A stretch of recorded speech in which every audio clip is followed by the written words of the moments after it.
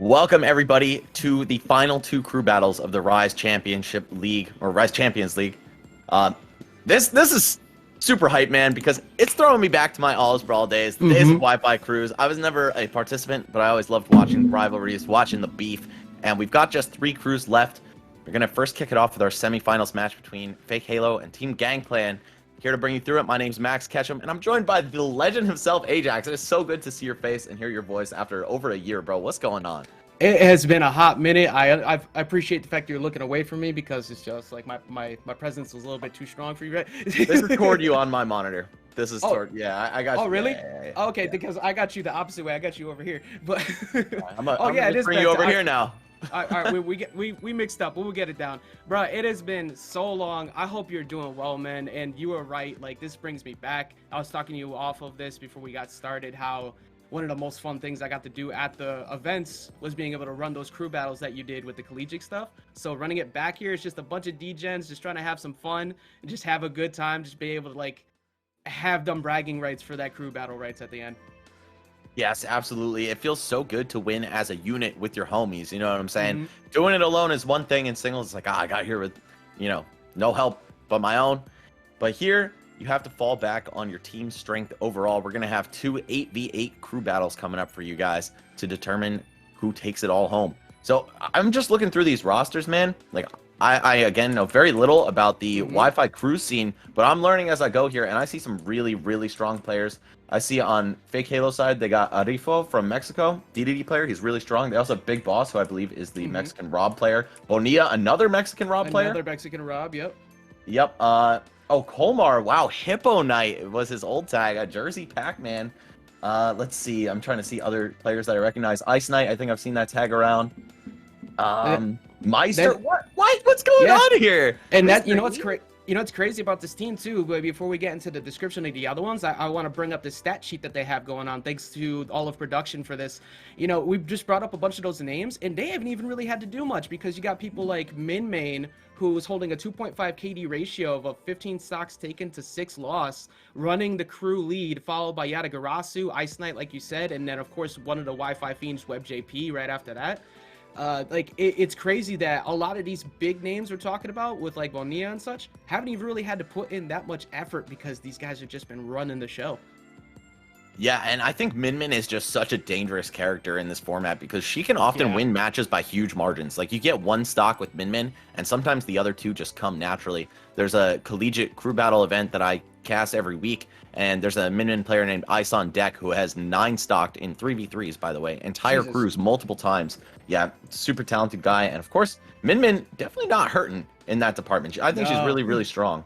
And another strength they have going for them too. Actually, we'll talk about that more afterwards. One of the things about this format is you can't afford to lose stocks. It's so crucial to hold that nice lead. So when you have characters like this who could just kind of burst on you, it becomes so stressful to deal with in the long run.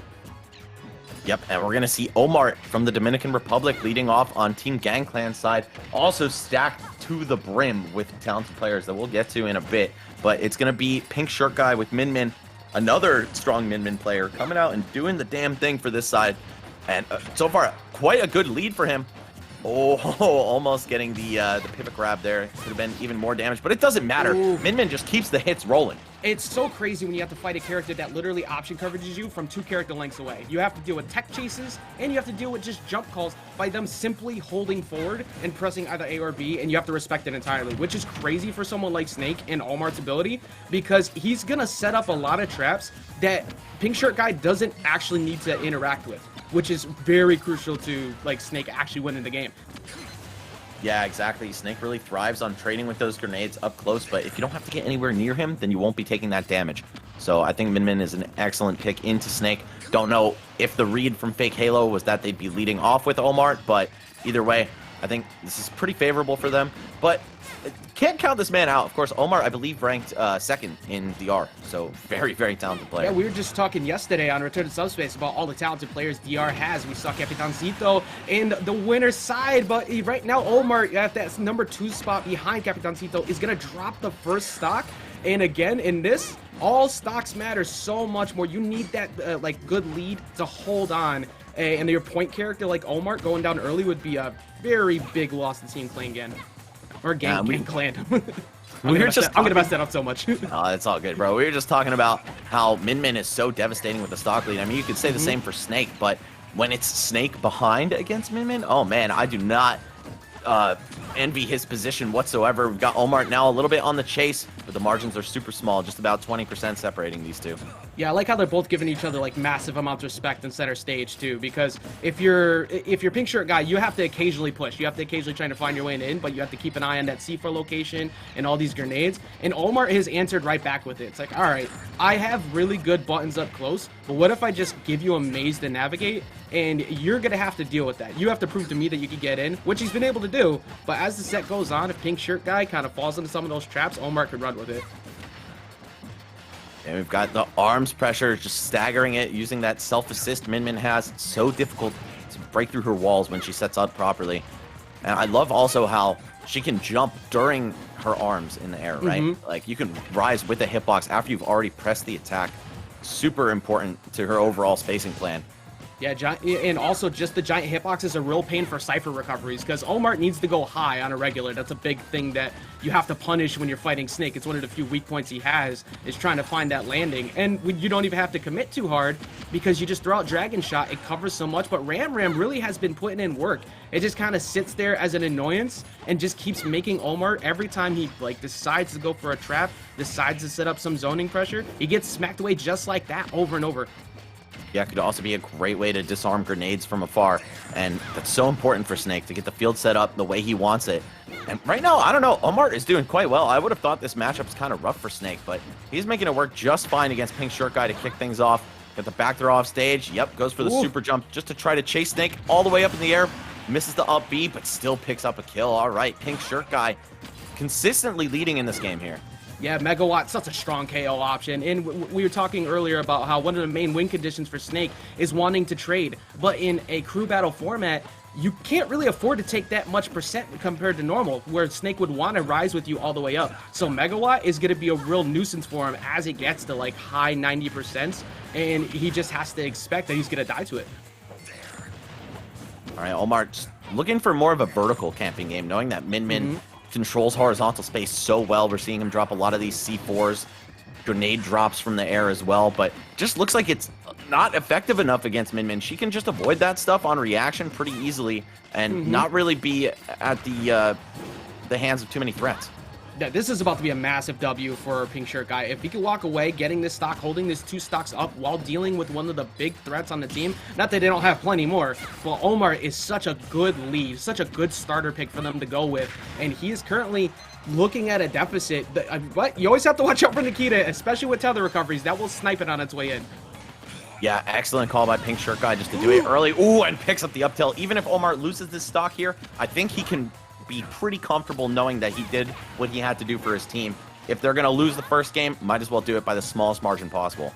Exactly. You know, you'll take that W every day. When you were that far behind and Omar was able to close the gap, at least get Pink Shirt down to a point where you can still get a win. You know, that forward air is a very big KO option that's still looming for Omar if he can ever get Pink Shirt Guy just kind of falling asleep off stage and just snipe out that jump.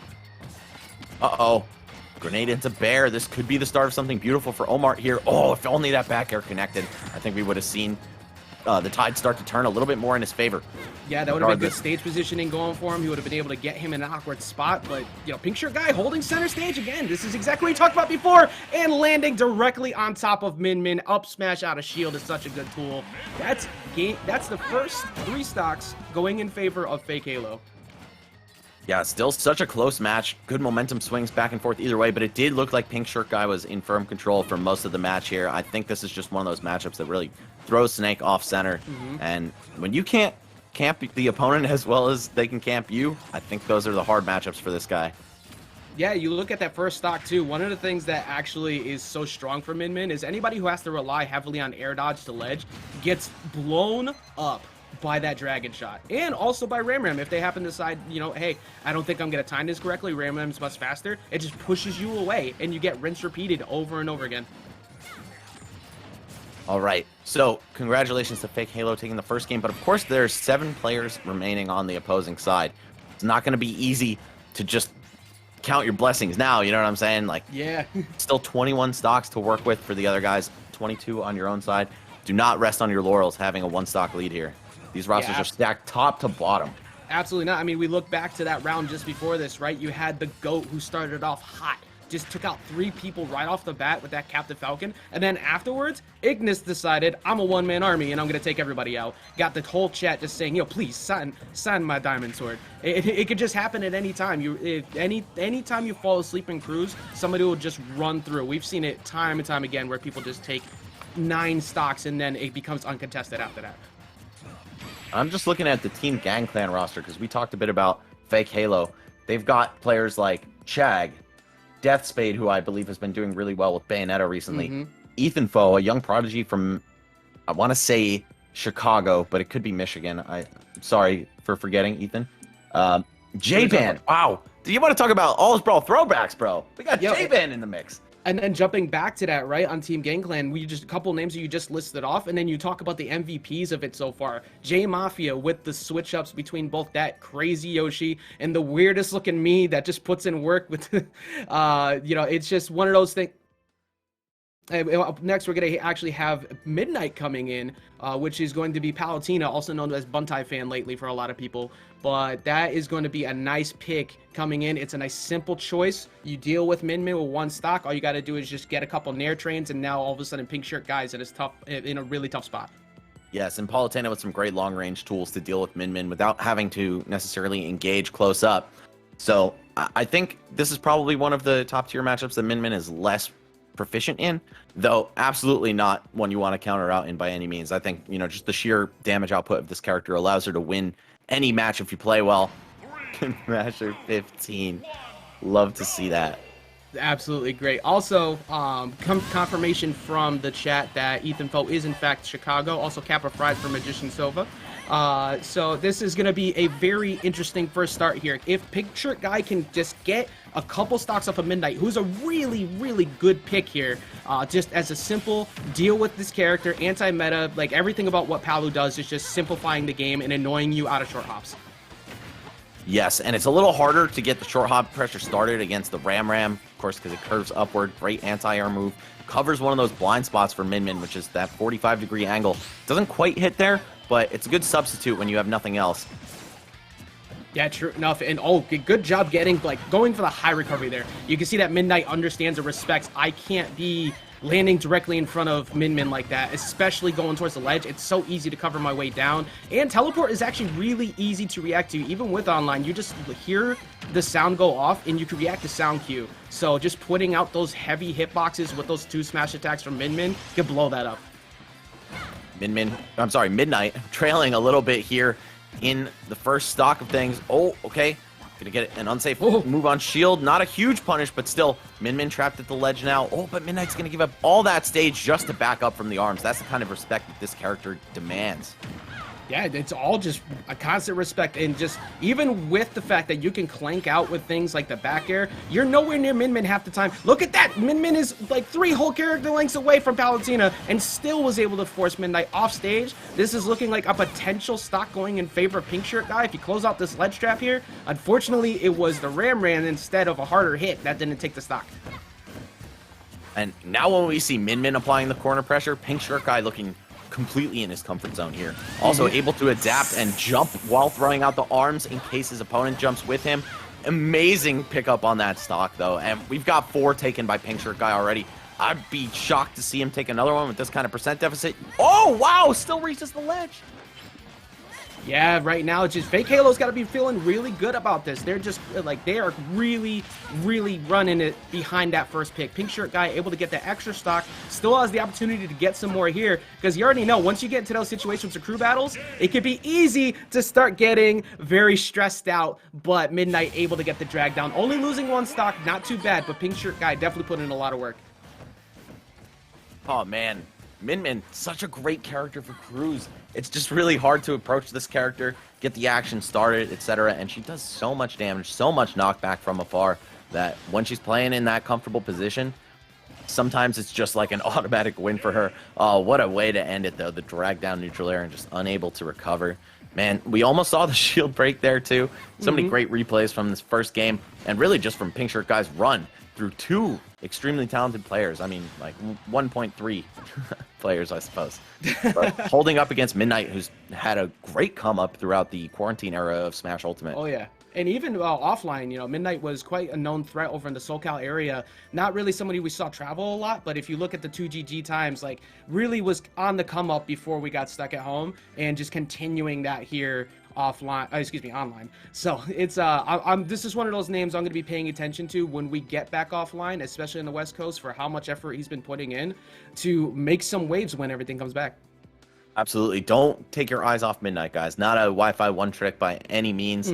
And yeah, I want to see so many of these players be able to put up a good fight offline, because, I mean, you could say what you want about Ultimate's online experience, right? But people who are consistently winning and performing well, it's for a good reason. And I think you're going to see the power structures get shaken up a lot by the time we get back to offline, just because we've had over a year at this point for everybody to grind, some people to abandon the pursuit of the grind, and there's just no way that results are going to look anything like they did beforehand.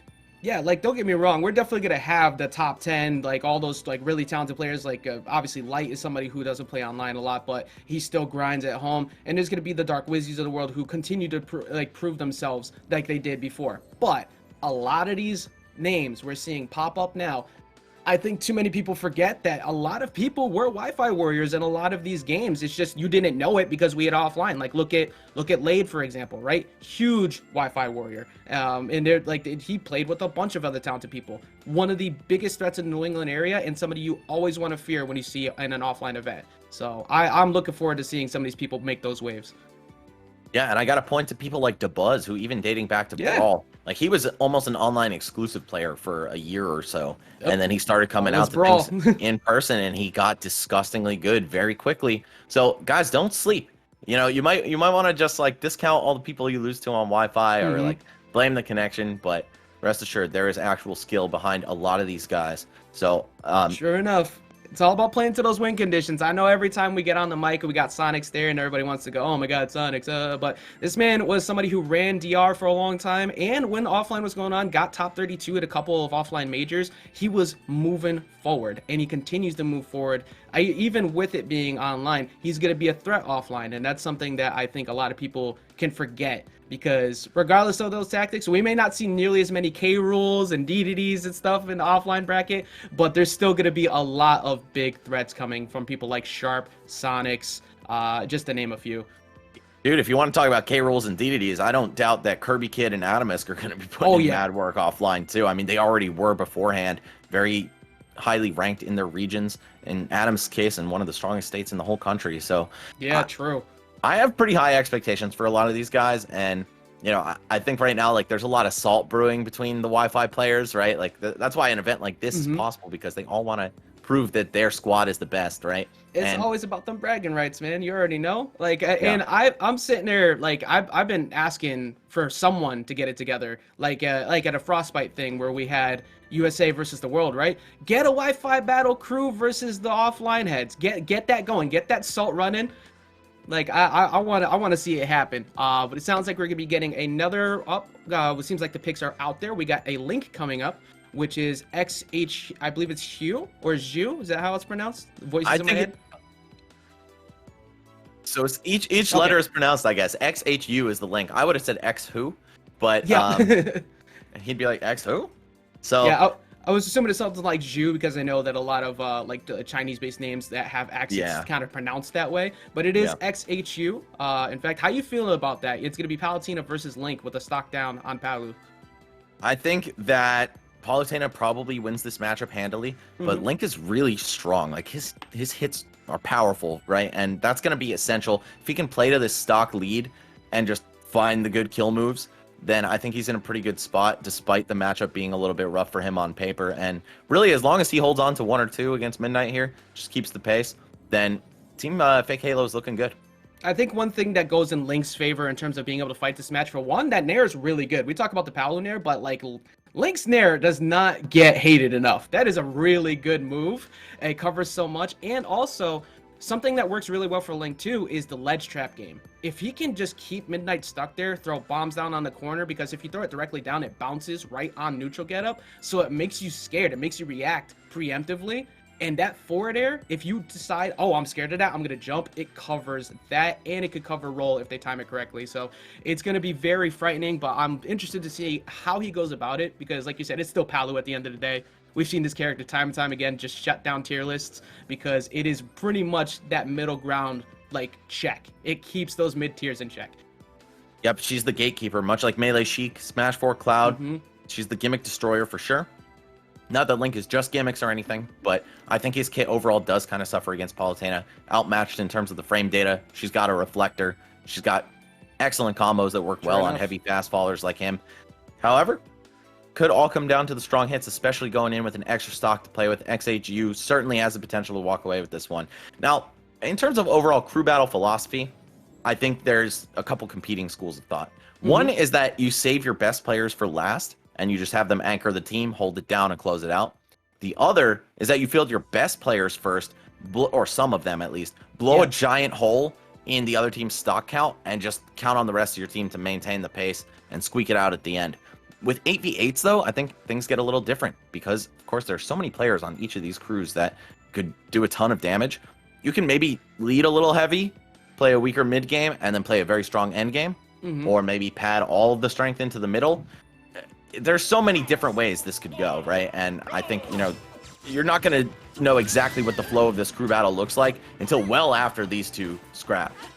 Yeah, I think I agree entirely with what you said too, because you look back at some of the, you know, bigger crew battles like T, where he kind of just ran the show in that World versus America thing I was talking about, and then you look at the stat sheets from just this whole tournament series season today. You know, a lot of these big names we've mentioned weren't even the ones that were running the entire bracket. So you have those hidden sleepers. You could put a couple of those big hitters out there early on, kind of like a Midnight, kind of like an Omar, just to get a feel for the field. But these two teams are so stacked, it's almost hard to just get that early, like, bum rush to get those stocks in and get that nice lead. All right, so far Midnight holding on to a bit of a lead, but nothing too serious, just 30%. Link can make that up with literally 2 hits. This guy's damage output is very, very significant. Yeah, knowing when is the right time to trade with Link is so important. It's like, okay, is he swinging a bunch? I need to give him respect. And you see Midnight is actually taking that respect route, except decided to land directly on top, so only one interaction away from getting even back up. But, like, it's just so frightening to want to box with Link in general. And I like the fact that he went back for the auto reticle, started playing it slow, and forcing XHU to actually come back in on him. Also, just want to point out XHU's SDI out of that one Palutena Nair. It was quite a few seconds ago at this point, but you know, when you play a character like Link, you got to learn the intricacies of all the top tiers that you'll... Oh, wow, he SDI'd out again. Okay, that's consistent for this guy. Yeah, that's just no ready. fluke. No fluke whatsoever. If you, and I agree 100%. When you play a character like this, and that is not on the common ground, even though I think Link is pretty slept on overall, it's still something you must know this matchup. It's not the same as where somebody else like kind of has to learn the Link matchup. You have to know how to do a Palu. And if you're consistently SDIing out of that, that's going to take a huge, like, that's just going to be so annoying for Midnight to deal with. All right, XHU near the last breath of this first stock here, but it looks like he's just sticking to the game plan. Run away, throw the projectiles from the corner, and if Palu chases you to the corner, find some kind of clever escape, whether it's something simple and, you know, kind of typical like a roll to center, whether it's jumping over, or whether it's just pressing forward. You can find your way out. That said, counter, yep, on the up B. Does he have what it takes? No. No Air bomb. dodge too laggy to pull the bomb. Yeah, a little bit too long before he could be able to get the bomb. It seemed like after that, like you said, the air dodge took a little bit too much time. And that's pretty unfortunate. Something Midnight does have to pay attention to, is that if you decide to do that a little bit too much and you mistime it, the Link can easily turn that up B around, not only rip you off the ledge, but it can just send you flying away for deciding to edge guard. So Midnight's got to keep that in the back of his head. Yes, absolutely something you've got to be wary of against Link. But Midnight, so far, just really playing to the strength of this matchup. Palutena, I feel like, beats Link from afar and up close. We're seeing Midnight come out on top in most of the exchanges here. Gonna get a grab. Yeah, just simple back throw. Probably nothing off of down throw, at least in terms of true combos at this percent range. Yeah, it's all about keeping it simple with Palu. That's really what makes these matchups so annoying for so many people, is that all she has to do, she just kind of camps in your face with shield, waits to see how you behave at a jump, and just constantly punish you for it. And that down tilt is such a good punish on so many options. It's such a great 2-frame, and it is very difficult to get by. Got 2 stocks for the price of 1 in favor of Midnight so far. Okay, Bomb's gonna tap him and then explode. But you need just a little bit more. Wow, trying to use the bomb to his own advantage. Midnight busting out some cool tech, but a forward tilt on that up B right into the center of the stage. Gonna catch him. You can see now XHU has realized, okay, now we're down to 1 stock apiece. I'm going in. He's not playing back anymore the way he was before. He's starting to put on a lot of pressure. That way he can kind of test how Midnight can react, hopefully snipe an early stock, but gets caught for it on the other side of the stage. Can he get by this ledge trap? Yeah, it's crucial to switch your playstyle up sometimes if you feel like the long-range game is getting adjusted to. And at this point, XHU needs to make it happen for his team in order to maintain this lead, but Midnight showing no intention of letting that happen. Down throw back here on the DI in. Got to make sure you react to Palu's down throw. And oh man, down tilt, easy pickings on those recoveries from Link. His head is wide open on the way up. And I believe 13 or 14 active frames on that down tilt just makes it so easy to 2-frame.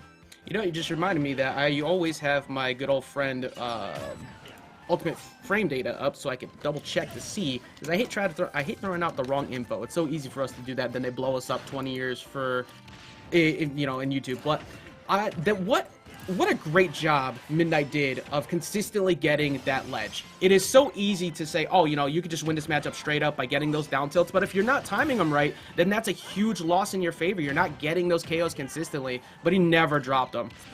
Yep, and the down tilt is exactly 14 frames of activity. 14 to start, and it's out for 14, so Jesus. You better watch out for that when you're recovering, man. Even though it's not the fastest move, she, of course, has plenty of time to react to how Link is going to recover. A very linear up B. Not too many mix-ups this character can go for offstage, other than, of course, the bomb jump, which makes it very difficult to edge guard him. But we didn't see that from XHU at all, other than that one failed attempt out of the air dodge. Yeah, it seems like, just kind of consistently just wanted to go to ledge, keep it safe, and, not jump straight into a potential Palu up air. And you can see right there, that's when XHU started to get more aggressive, started pushing a bit more. But something that he was able to do, he got the game, he got the stocks pretty much to even. There's only 1 left on Midnight, and now it's only, I believe it was 19 to 18 at this point. Or 19 to 17? I'm not sure. I got to double check. But, oh yeah, here we go. 19 to 18. So he did a good job of evening the game back up after a pretty solid start there from Pink Shirt Guy. Yeah, Midnight looking pretty unstoppable so far. I mean, he did lose that 1 stock to Min Min, but taking 3 for the price of 1 here against XHU. Definitely what you want to see if you're part of Team Gang Clan. That's so easy. Gang, that's so easy to just hook gang god. I see you know what's good. Yeah, that throws me off. Fake Halo is a nice, simple, easy name, and then y'all wanted to go Team Gang Clan. I like it though. You gotta actually put some oomph behind it. So it's like a crew squad party. It's just 3 words that mean the same thing. True enough. So, oh my God, there's so many big names still potentially on this list here. Like you have Palu down to 1 stock left. So one good thing is that you don't really need to expend something that's specific to Palu. You could just look for somebody who can maybe cheese out a stock while trying to think ahead of time for the counter picks. Because I see a lot of solid character specialists on here, but that also opens you up for those generic picks like a Palutena to just freely go right at them. 100%. I think Palu is one of those characters that just, oh, cool, you're like a one-trick low-tier player, and you're just really good, and you know all your matchups well. You know what, dude? I'm Palutena. I know how to play the game, and that's good enough in most cases. But I 100% have to co-sign what you said, Ajax. They should not be worried about Midnight necessarily, or Palutena specifically. They should be thinking about who who Team Gang Clan will send in afterward, because you only got to get 1 done. That said, there aren't too many characters that are a great answer to Palutena. I think just off the bat, one that comes to mind is Pikachu. And online, I would give Palutena the edge in the matchup, even head-to-head, just because she's got so much more kill power, more long-range cheesy tools. It's just a lot easier for her to close the door on a stock. And even if Midnight only gets 1 more, he's done way more than pulling his weight in the screw battle. Yeah, absolutely. Like I said, as long as you're keeping it as close as possible and you can get it to your big heavy hitters at the end and not letting it get out of hand, because like we saw with that last one, Ignis Fox, they just couldn't stop him. They just literally could not stop Ignis at all. It's Ignis Fire, not Fox. My goodness. And that gets you running backwards. Gets you into a mindset of, oh crap. Now, do we have to throw out our big hit just to stop them? Deal with this, stop the bleeding. But with the way that they've played so far, nobody's gotten to that big lead yet. Nobody's gotten that big opener, so it's kind of easier to be a bit safer with your counter picks after that.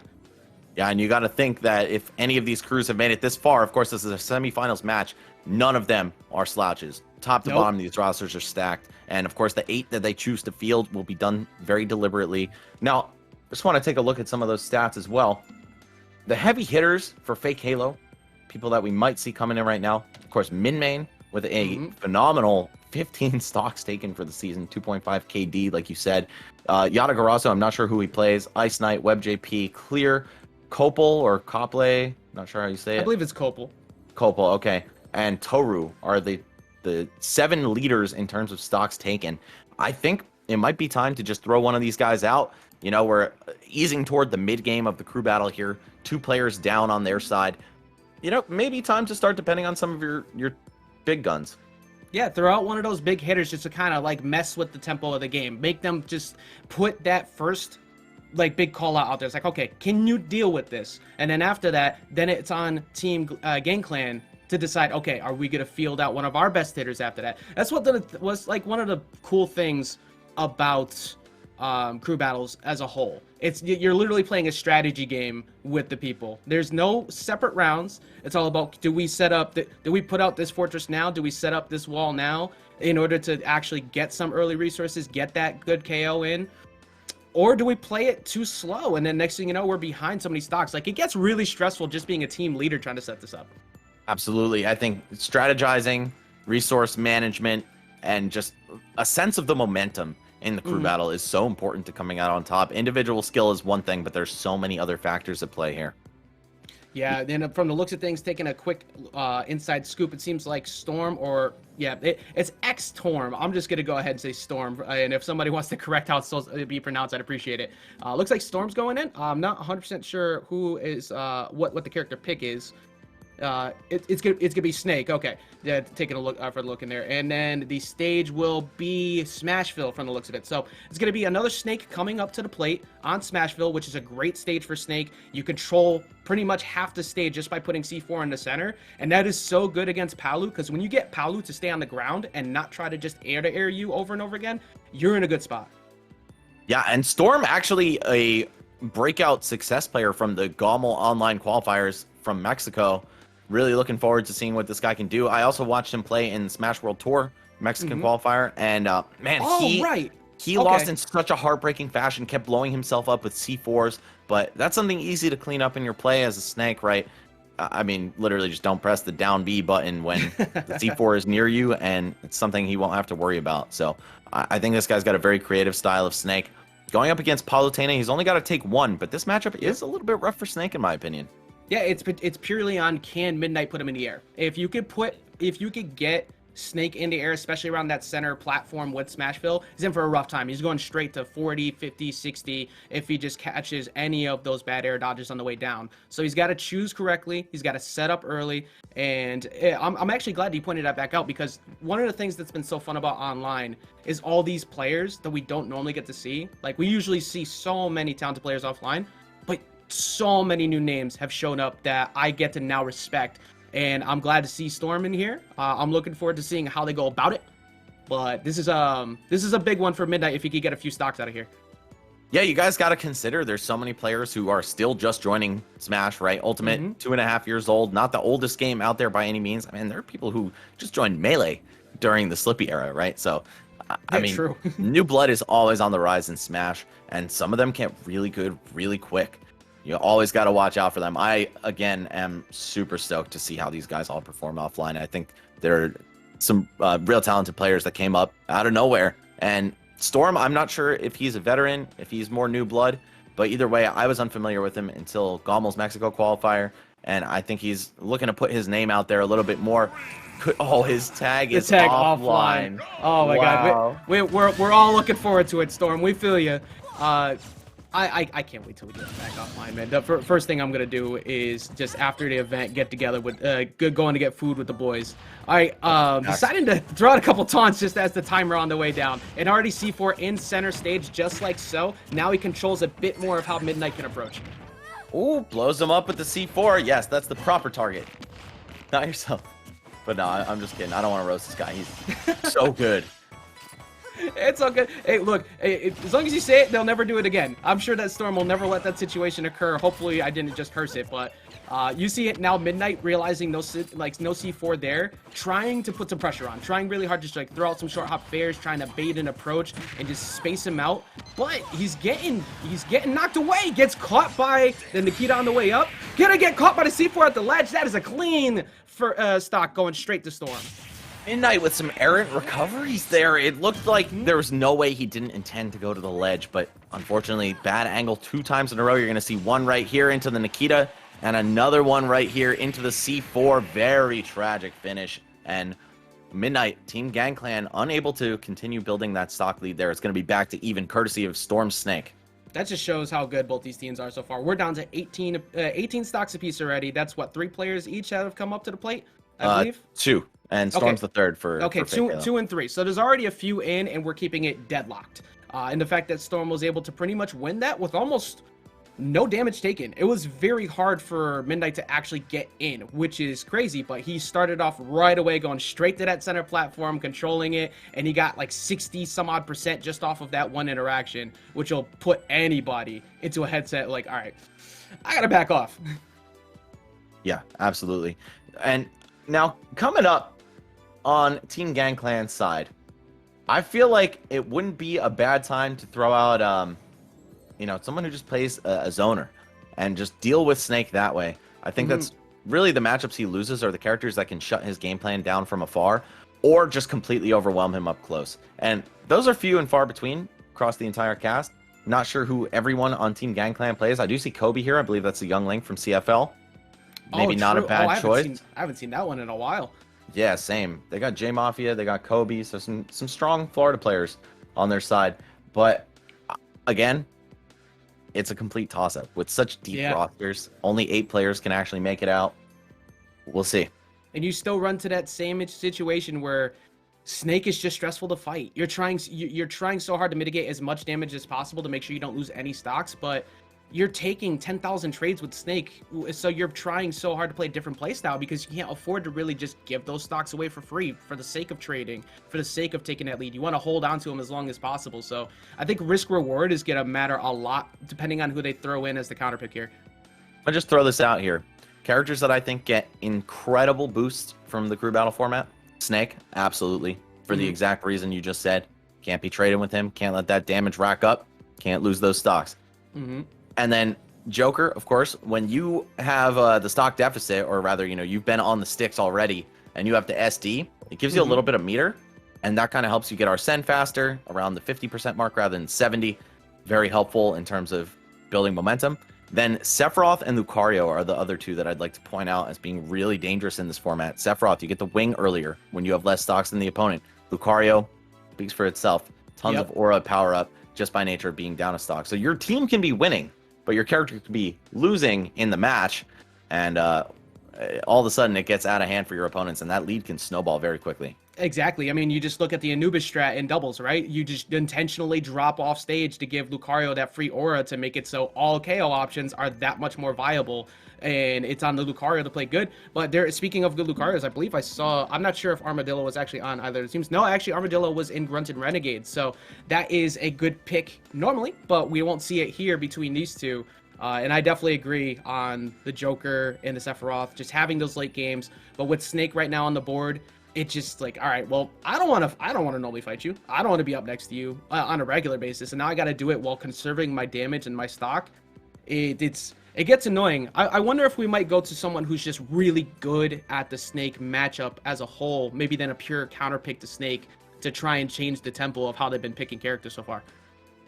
Definitely not a bad train of thought by any means, because Snake's one of those minigame-like characters. Fighting him is very unique matchup. You got to be conditioned to it, used to it in a hands-on fashion. Nobody just hops on the sticks against Snake for the first time and expects great success, right? He's so tricky and nuanced in his own little way.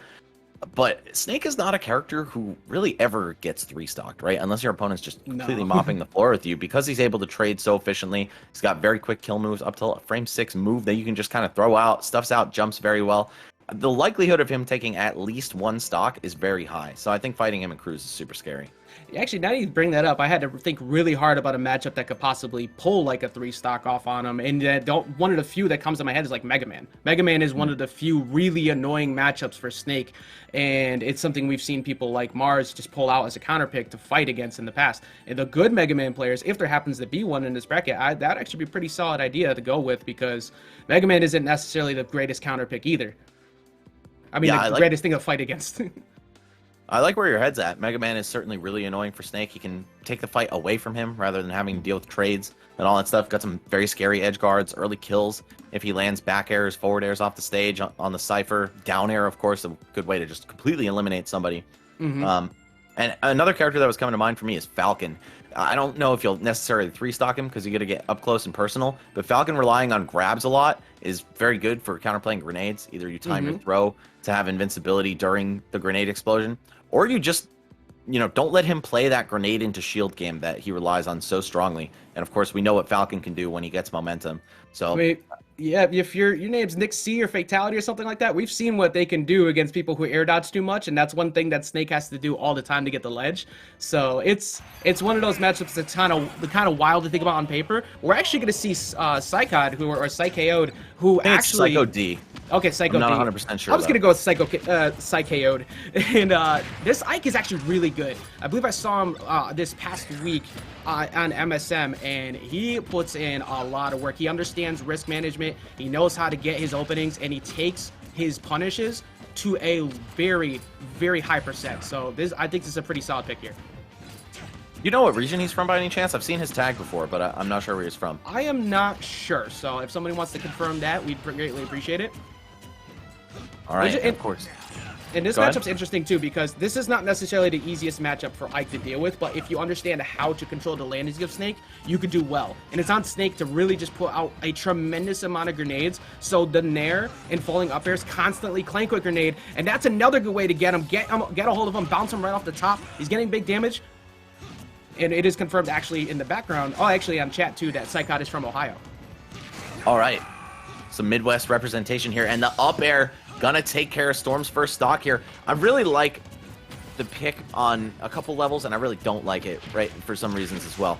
You see the kill power that Ike brings to the table, so good for closing out stocks against the very heavy and durable Snake, but that giant sword, it's a little bit unwieldy, and you can find yourself taking some trades that you thought you may have spaced around perfectly, but it's like, nah, your giant range is actually going to work against you sometimes. Exactly. As I was talking about before with this matchup, it's kind of a pain when it comes to that in the long run, but Psychot has just done an excellent job. It's like, okay, I'll take my damage where it's necessary. Ike can live a long time, and he's really made it hard. Like, X-Storm isn't even setting up right there. He was actually waiting for something like a jump commitment out of Psychot so he can get a punish on an up tilt, but he's not really giving it to him right now. Sorry for not knowing how to pronounce your tag, bro. When you do the alternating caps, you have to understand it's very difficult to tell.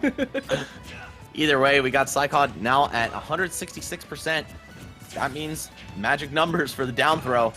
But is Storm going to even find it? Okay, gets a roll behind forward tilt, but Ike, very durable in his own right, survives it, takes a Nikita to the face on the quick draw charge.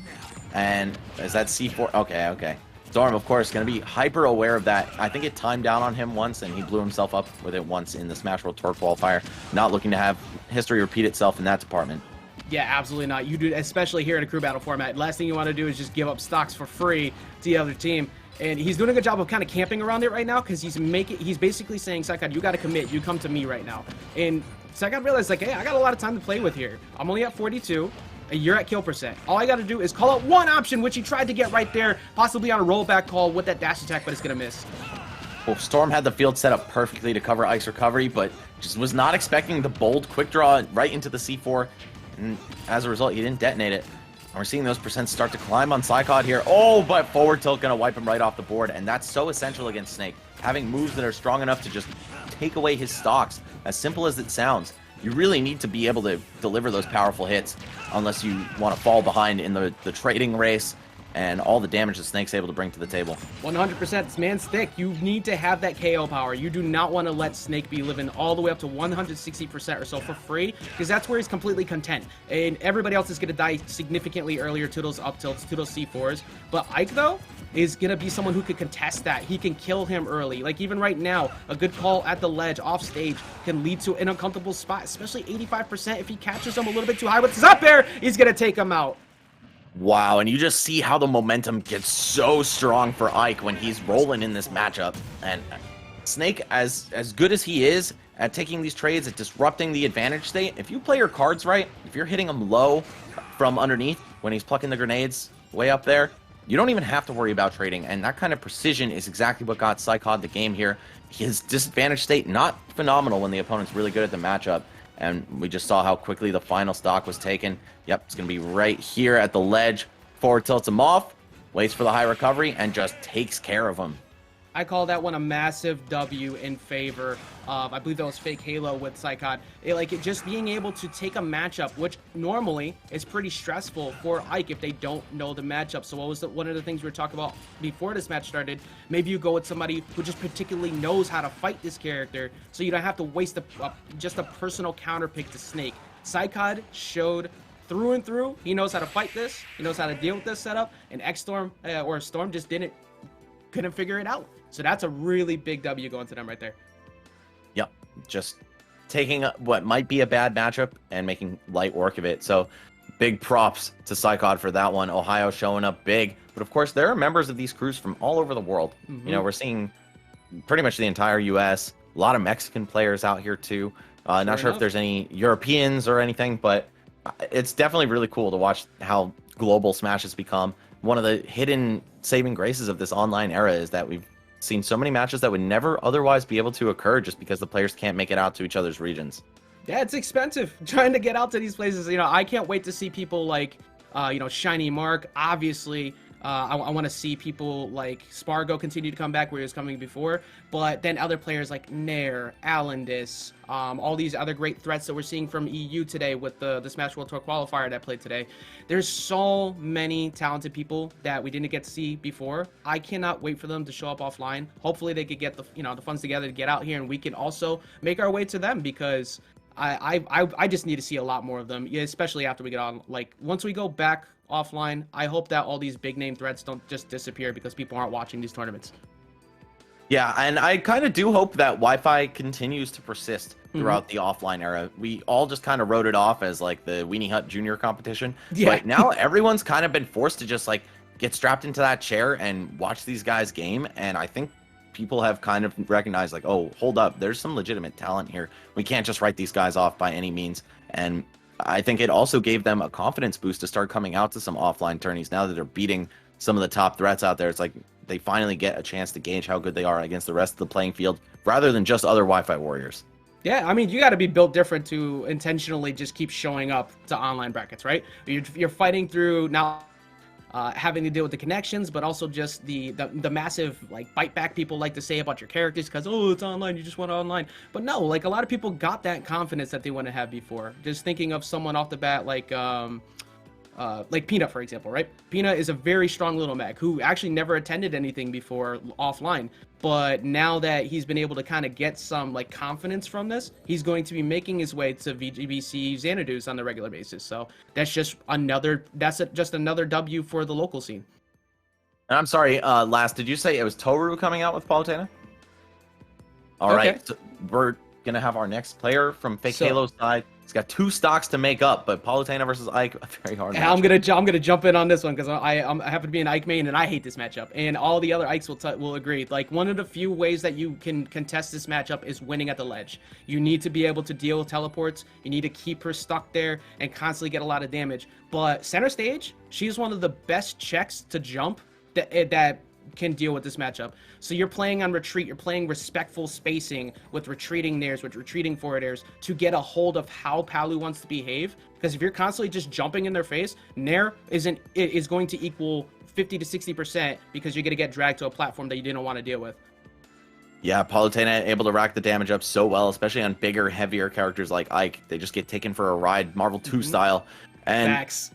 also, It's Marvel. yeah, he gets outmatched in the frame data as well, right? Like some sword characters like Lucina, they can kind of swing back on Palutena, maybe beat her to the punch on some moves, but Ike does not have that luxury afforded to him. He's going to spend a lot of time looking for these aerial approaches just to get the action started. Of course, Nair is also his own party starter, but I think it's frame 12. You don't want to be combating Palu's frame 5 neutral air with that. Yeah, another big thing too is like his out of shield game is limited. So one of the things you have to do is you need to be able to condition them to be fearful of on shield. You have to get in to force them to stay in shield. So what do? You got to set up, get them to tomahawk pressure. That way, eventually those ethers will work. You could get them jumping, you could catch them trying to be too reckless, and the ether could take out a KO. But you also have to be very wary off stage as well. Something I forgot to even mention is that explosive flame and auto reticles are a real pain for quick draw. So Psychod's got to be super careful on his way back. Yes, quick draw, one of those moves that is very difficult to challenge just because of how fast it launches Ike. But Palutena can hedge her bets, just throw out a little projectile, have it stand right in the way of Ike's trajectory, and pick up pretty free edge guards compared to other characters. And of course, counter at the ledge cannot be discounted either. Wow, down throw up air getting stuffed by Bear? Yeah, just a little bit out of position there, ended up getting caught. And something that it's been working really well for Psychot so far is he has gotten at least 3 grabs already. He is getting a lot of free, like, up-close shield game pressure right now. And there he goes. He got a couple grabs. That third time, he decided, I'm going to go for the Nair because you assume that I'm going to just stay down here with you. And he's getting some good early conditioning right now on Toru. Psychot has done phenomenally in these top-tier matchups, though. Like, one of those characters that we all knew was, like, getting more results than he should have early game, especially courtesy of MK Leo, who will just dominate with any character he decides to put his hands on. But I think he's taken a steep dive down everyone's tier list since then. That said, he's still got the juice. Once this guy hits you, he's one of the scariest characters in the game. Yeah, you know, where Palu is kind of that perfect even ground top tier, where she just has everything going for her, that middle ground killer. Ike is one of those characters that no matter what matchup you're fighting, you just have to be fearful because of things like that. Ike can just do so much damage if it's on the other side of the stage. Like that up tilt catching the jump in, he's always got the KO power, so you always have to be fearful just because he can put on that damage nice and quick and get an early KO. Psychot's certainly happy with the trade like that, putting his team up now 3 stocks. Team Gang Clan looking great. Down throw up air. Okay, just going to keep the juggles coming. Catch the air dodge to the ground. And yeah, Ike's ability to win is super high, right? His X factor, just based on how much damage and knockback he's able to deal, through the roof. But Palutena on paper should kind of be mopping the floor with him. It doesn't always play out that way in practice. Exactly. One of the things that happens at the high level, matchups are one thing, flowcharts are another, but if you catch on to people's defensive habits, you can make bad matchups look so easy. So if you can continuously catch on to things like Toru went for that cancel last time, and you saw Psychot was already prepared for it. And the dash attack is going to do it. That move, for some reason, they buffed it recently. I'm not complaining, but that is a strong KO option as well if you catch somebody on the run. Yeah, way stronger than it needs to be. And Psychot taking 2, not even dropping a stock in the process. And depending on how well he's able to catch onto these defensive habits of Toru, we could see him potentially even walk away clean. Nope. Nair into up tilt. Great conversion there. Toru still kind of bleeding out in this game, making up for lost ground, though. Oh, I love the slipping at the ledge, decided to go down there, make it look like he was giving up stage position, and then just jumps up with Nair. There's a few characters you need to respect at the ledge like that. It's a Pac-Man with a Galaga in hand and a Palutena staring at you. If you fall asleep, look at how much damage has been pretty much unchecked this time. That neutral air just sucking him right in out of quick draw too. Toru looking like a new player has this stock here. Uh-oh, whiffs a counter though. This could be trouble. Oh, see, look at that. Toru has gone for that like 3 times in a row. After that first successful one, Psychot is paying attention to it, and these teleports are going to become a little bit more obvious. If Toru can mix it up, bait him, making it think like he's going to go there, he can catch a punish. Dash attack's not going to do it just yet, but it is so close right now. Both players down to their last breath here, and it's going to be Explosive Flame. Yes, just enough to kill Ike off the top, and Toru salvaging that game, taking 2, but dropping 2 in the process. Making that matchup look not so bad, though. Psychot really impressing me throughout this crew battle. And that's 2 times in a row. That's why I was like, when it started off, Psychot was on such a great run in MSM this past week. And just showing here again that matchups are just something he doesn't care about. He has labbed those matchups. He understands them. Taking out both Snake and almost taking out Palutena along the way, just getting it down to last stock. That is a huge victory once again. It's really, really impressive gameplay. I gotta say, as someone who has not too intensely followed the Wi-Fi tournament scene, really loving seeing a lot of these players whose names I've read in passing 1 or 2 times coming out, bringing their best here in the Rise Champions League. It's just so good to see it in action, right? These players do have so much potential. Online or offline, doesn't matter. It would be a mistake to sleep on them. Yeah, and that was just another situation. Old Faithful right there. Jump from ledge, Explosive Flame. I was talking before about the nairs from ledge. It gives you so much damage. But Explosive Flame from ledge is something that just trips people up all the time. You're covering roll distance, expecting some kind of get up. I love that drag down there up tilt. That was so smooth. Like, just over here, you fall asleep at the wheel. You're sitting there trying to cover, expecting them to do something, trying to look for a jump, trying to look for a roll, and then you get caught slipping. You can't do anything about that once you're in that. Wow, just excellently played from both of them. But Toru gonna remain on the sticks. Got a 2-stock lead for Team Gangclan. And who are they gonna send in, man? And just taking a look at the stats, their top hitters are J Mafia, Midnight, who's already been eliminated, Burst, I believe the Canadian Burst, and then Zag, who all, like by a wide margin, are leading the pack in terms of their KD. So I think it wouldn't be a bad time to send out J Mafia, even though Palutena's kind of tough for Yoshi to deal with. It's a matchup that probably all players should be very familiar with. 2.5 years into Ultimate, Palutena has gone nowhere on the tier list, even with a couple nerfs, maybe down 1 or 2 spots at worst. But, Yoshi is kind of hard to counterpick as well. There are a lot of tough matchups for him in the game, but doing it in practice is really hard. And J Mafia just absolutely one of the best Yoshis in the business. Used to be known as, I believe, Zeke TRP, for those of you guys who might not know his newer tag. Oh, that was Zeke? Yeah. I did not realize that. Okay, I did not realize that was a name change. So now I understand even more the fear that J Mafia and the talent of this Yoshi. I was just taking a quick peek on the inside scoop on who is coming up next, and I find that they're talking about ice cream, and Last's favorite is cookies and cream. So they're getting it together right now. Yeah, J Mafia, we see you floating around in the chat there. But honestly, it's so hard to figure out who to throw out, right? Like, there's so many big names here, and it's a Palutena again. You have to think really hard about this one. It's like, well, even if we throw out a big hit, if we throw out somebody who's an okay matchup character, you could still just get carried across the stage and just get beat out by back airs. Because like you said, that character went nowhere in the tier list. She just doesn't have a tether grab anymore. Right, yeah. She doesn't have melee Marth grabs. Yep. So, yeah, the reason I say it might be a good time to throw out a player like J Mafia is just because he's the top hitter on the crew, right? And, when you have this kind of lead, you just want to extend it as much as possible. Yeah. And then maybe, save a couple big guys for the end too. But I think it would be in their best interest to just try to open up as many stocks off of Fake Halo as possible and then kind of coast into the end game. That said, maybe J Mafia prefers to be the anchor. He is the best player in, I believe, West Palm Beach, Florida. And that's a pretty solid accomplishment there. I'm sure he's used to anchoring or pulling out clutch wins in tough situations. Yeah, and it's something that, that's actually, I just thought about that. Florida in general being #1 in any of those regions is a hard thing to do. Florida's such a tough state.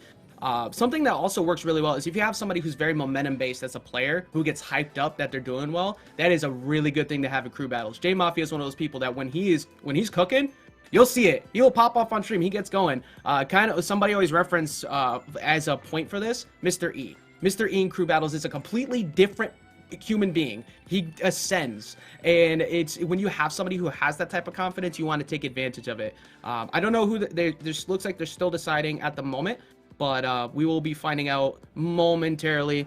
And I'm having a good time. Chat, I hope you're having a good time as well. Who do you think that they're gonna send up next? Because you've been watching this as as long as everybody else. Who are you expecting to come up next in this pick? You asking me? No, I was asking Shaq as well. Chat.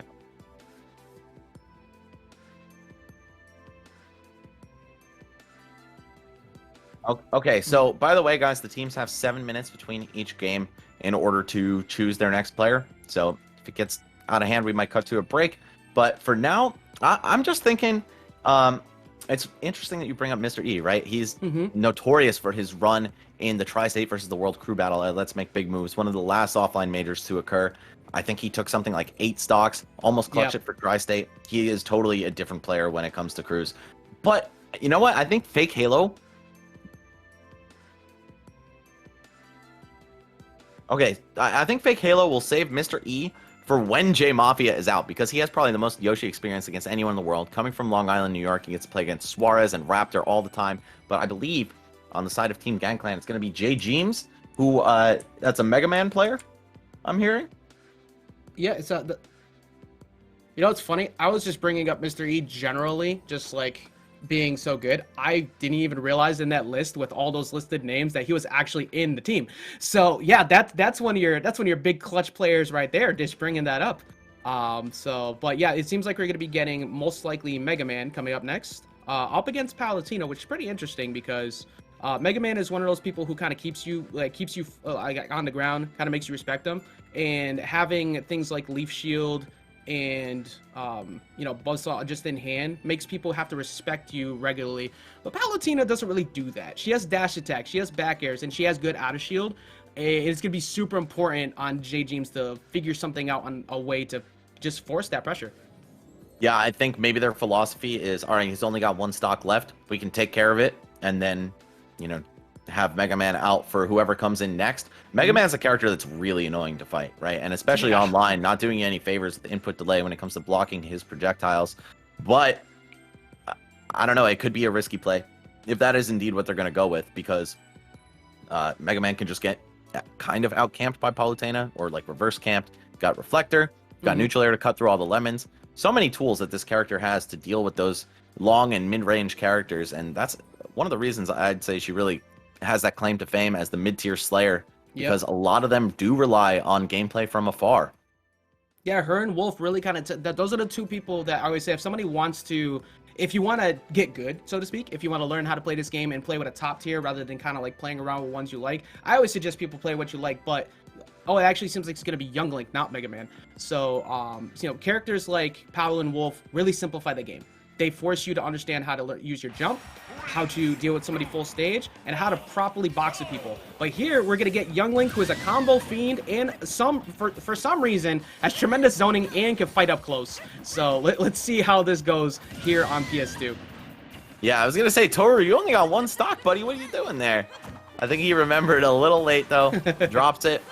And yeah, this is yet again an interesting pick. I think Palutena does phenomenally well against characters built like Young Link, especially because Young Link doesn't have the easiest time taking stocks unless he lands a really cool confirm into one of his stronger moves. It can be very difficult for this last one to go down for Toru in time. Yeah, I think this come down to one of those situations where you see J James try and force Toru to the corner. Toru is a pretty big fan of that from what we saw in the last game. And get it to the point where you can maybe snatch a 4th throw K off the side, because you're going to be regularly trying to dodge those forwards. You're going to try and dodge those bomb setups and the arrows. You can get a Palutena sitting in shield just trying to anticipate all that and just chuck him off stage. And just looking at the stats for this player, J James, he's got a 1-to-3 KD ratio. So not the highest performer by any means. Oh, drops a stock to the wind box. A forward smash there. Super unfortunate. But either way, I think Team Gangclan isn't in the wrong for sending this guy out right now while they've got a lead. They can burn a couple stocks, still feel pretty comfortable. And right now it's all about getting the demonic Palutena off of the screen here. Wow, some serious feints from Toru, but not gonna work out for him. Oh, yo, you see that, Vince? It's so random when you actually end up seeing somebody take advantage of the shield that holds people back. And so that was actually pretty funny. But good job from Toru getting another point on the board here. And I agree with what you're saying before. This seems like one of those, like, look, just go in, get that 1 hit. I mean, get that 1 stock. Even if you happen to lose one, maybe we'll still be up, and they're forced to kind of counter pick Young Link, which is a pretty committal pick if somebody's not good with you know, dealing with zoning. Yeah, again, just like Mega Man, a character that's even more annoying to deal with online. Just have to be extra precise in your movements. I would say when you're fighting against Young Link, man, don't even run. Just walk. There's no reason to get clipped out of your initial dash by the onslaught of projectiles this character brings. Yeah, one of the few things that's really good for while fighting against Young Link as well is anybody who has really good air mobility in commitment to full hops. Because if you decide to jump directly underneath them, though, not so much. So the down air is gonna take that stock. Toru's gonna go down finally, and JG's only losing one in the midst of all of that. And this was just so unfortunate to see. The whiff forward smash on the charge of the arrow. He's just unable to make it back. But Team Gangplank still maintaining a bit of a lead here. Absolutely still in this, but so is Fake Halo. I think they just have so many skilled players waiting in the wings, ready to come in. Yeah, there's still so many big guns left on the table. Like, everybody's been playing so well so far, and I agree with that. That one situation right there, that's one of them that kind of hurts. It's like, oh crap, I was able to avoid the ledge trap, but I accidentally fell a little bit too far. And the aggressive attack at a disadvantage is actually some pretty high confidence, because most people ain't trying to do that directly above Palutena. An up air's coming your way, an air's coming your way, and it's like, I got you. All right, so it's going to be Copel coming in next. King K. Rool on the side of Fake Halo. All right, this guy, he's got an 8-8 KD ratio, so he's just pulled his weight consistently throughout the whole thing. No standout performances, but also no blunders either. And K. Rool to answer Young Link, man, I don't know if that's the medicine. Is that what the doctor ordered, Ajax? Because I'm kind of feeling a little iffy about that. So it entirely depends on how good Copel, I think, is at calling out the uppies off stage. You can trade with that Nair and just force Link into a spot where he just free falls to death. So that's one good thing. Usage of down B is going to be very risky. You got to make sure that you're utilizing it the right way, because if you do it too much, it's easy for J-James to just get in, because K. Rool has got some really strong KO power. K. Rool also has armor on everything with those side Bs. It's a good check the zoning. But if you're doing it very obviously, it's going to be easy for J-James to get in, and we already know the combo damage that Young Link could get on him. Yeah, K. Rool, one of those big bodies that actually can play the long-range game quite effectively. Not the best zoning in the game, but still, the armor on side B, I'd say, really is kind of the crown jewel in that moveset overall, but especially when it comes to fighting somebody like Young Link. Otherwise, though, you might just get tossed around. As long as he's good at waiting out the neutral air armor in the air, J-James can get some serious juggles, maybe just throw projectiles into the Nair rather than challenging it straight up and getting hit. And if the armor cracks, I mean, that's extra rip for Copel, but this could be a very smart, albeit unconventional pick. Also, I want to point out K. Rool's down air, one of the fastest spikes in the game, destroys characters like Young Link who are wide open from straight above. Yeah, especially if they like to be a little active out of shield. You know, Young Links love using that up B, right? But if you get caught by that down air at just mid percent, around 70, you could die to that up smash. It can confirm into it.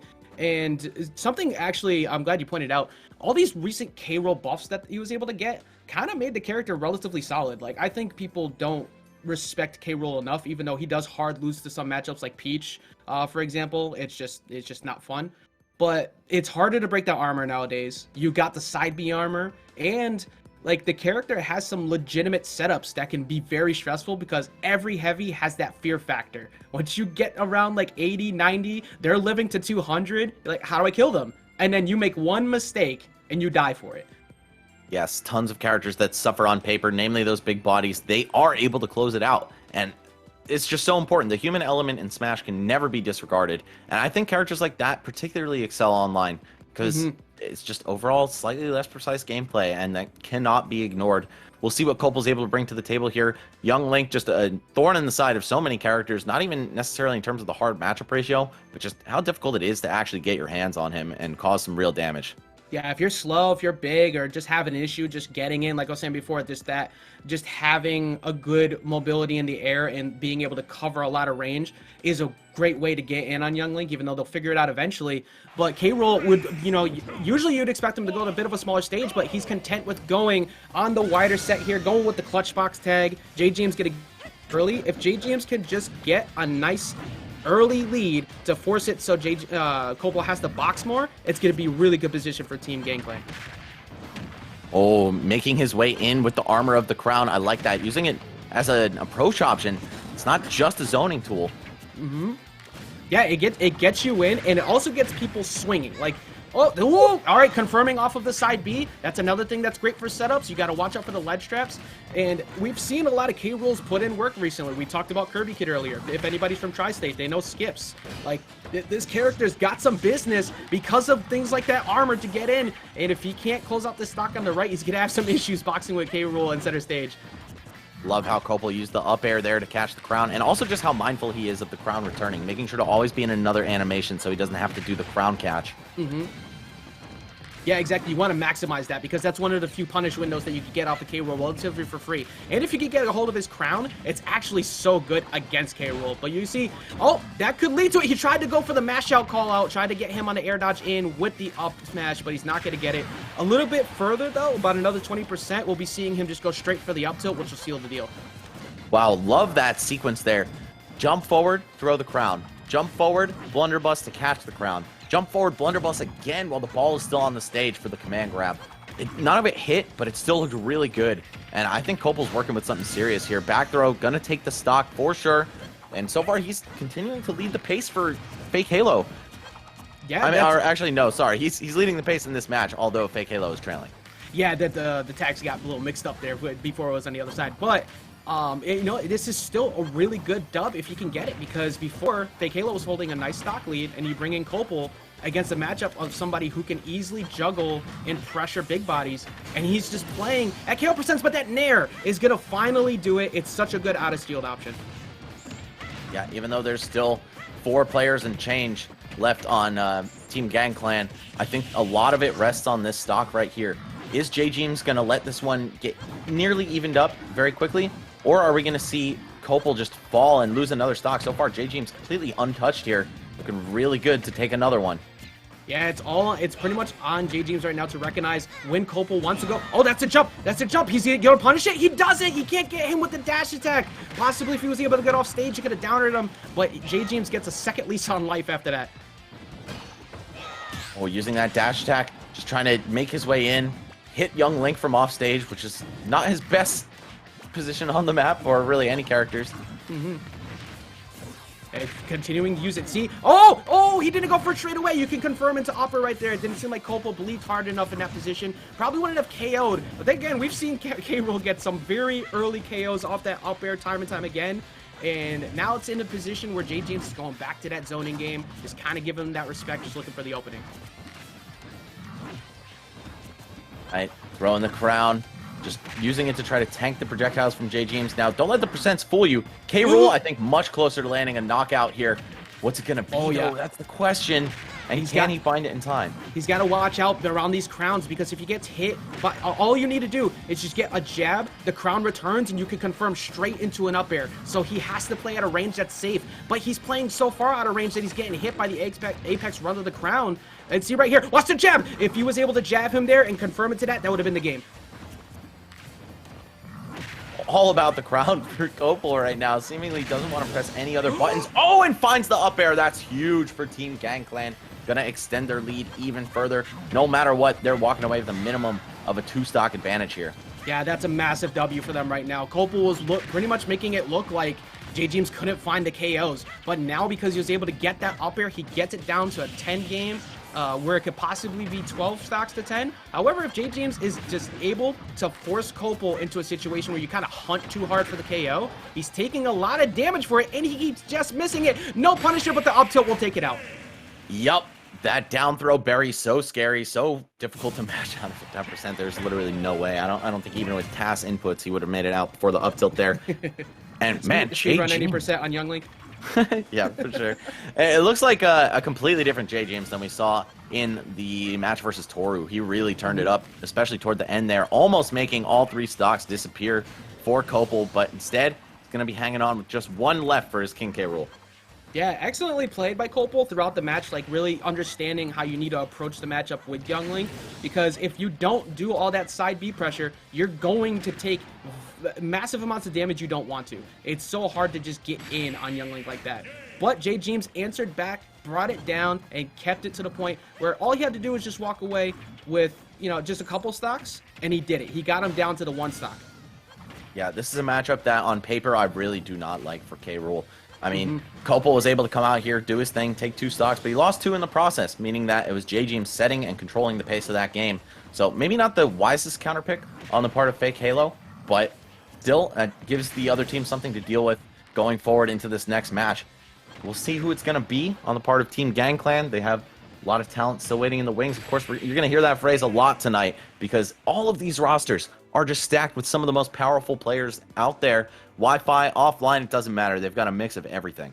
Yeah, those last few picks are going to be so crazy. Like just sitting there thinking about what could possibly show up. We've seen a lot of picks that are more specifically about, okay, we want you to go in and be the weird matchup that they got to counter pick afterwards. And also the very clutch pick of Psychot or Psycheo, however it's pronounced, just coming in and beating both Snake and Palu. So that was a big W on them earlier. But we've gotten back down to that even ground for the most part here. Having it 12 stocks to 10, it's getting more into the part where, okay, do we send the big hitters up? Do we send somebody to clean up a solid 6 stocks here and make it that much more stressful for them? Or do we still play the long game?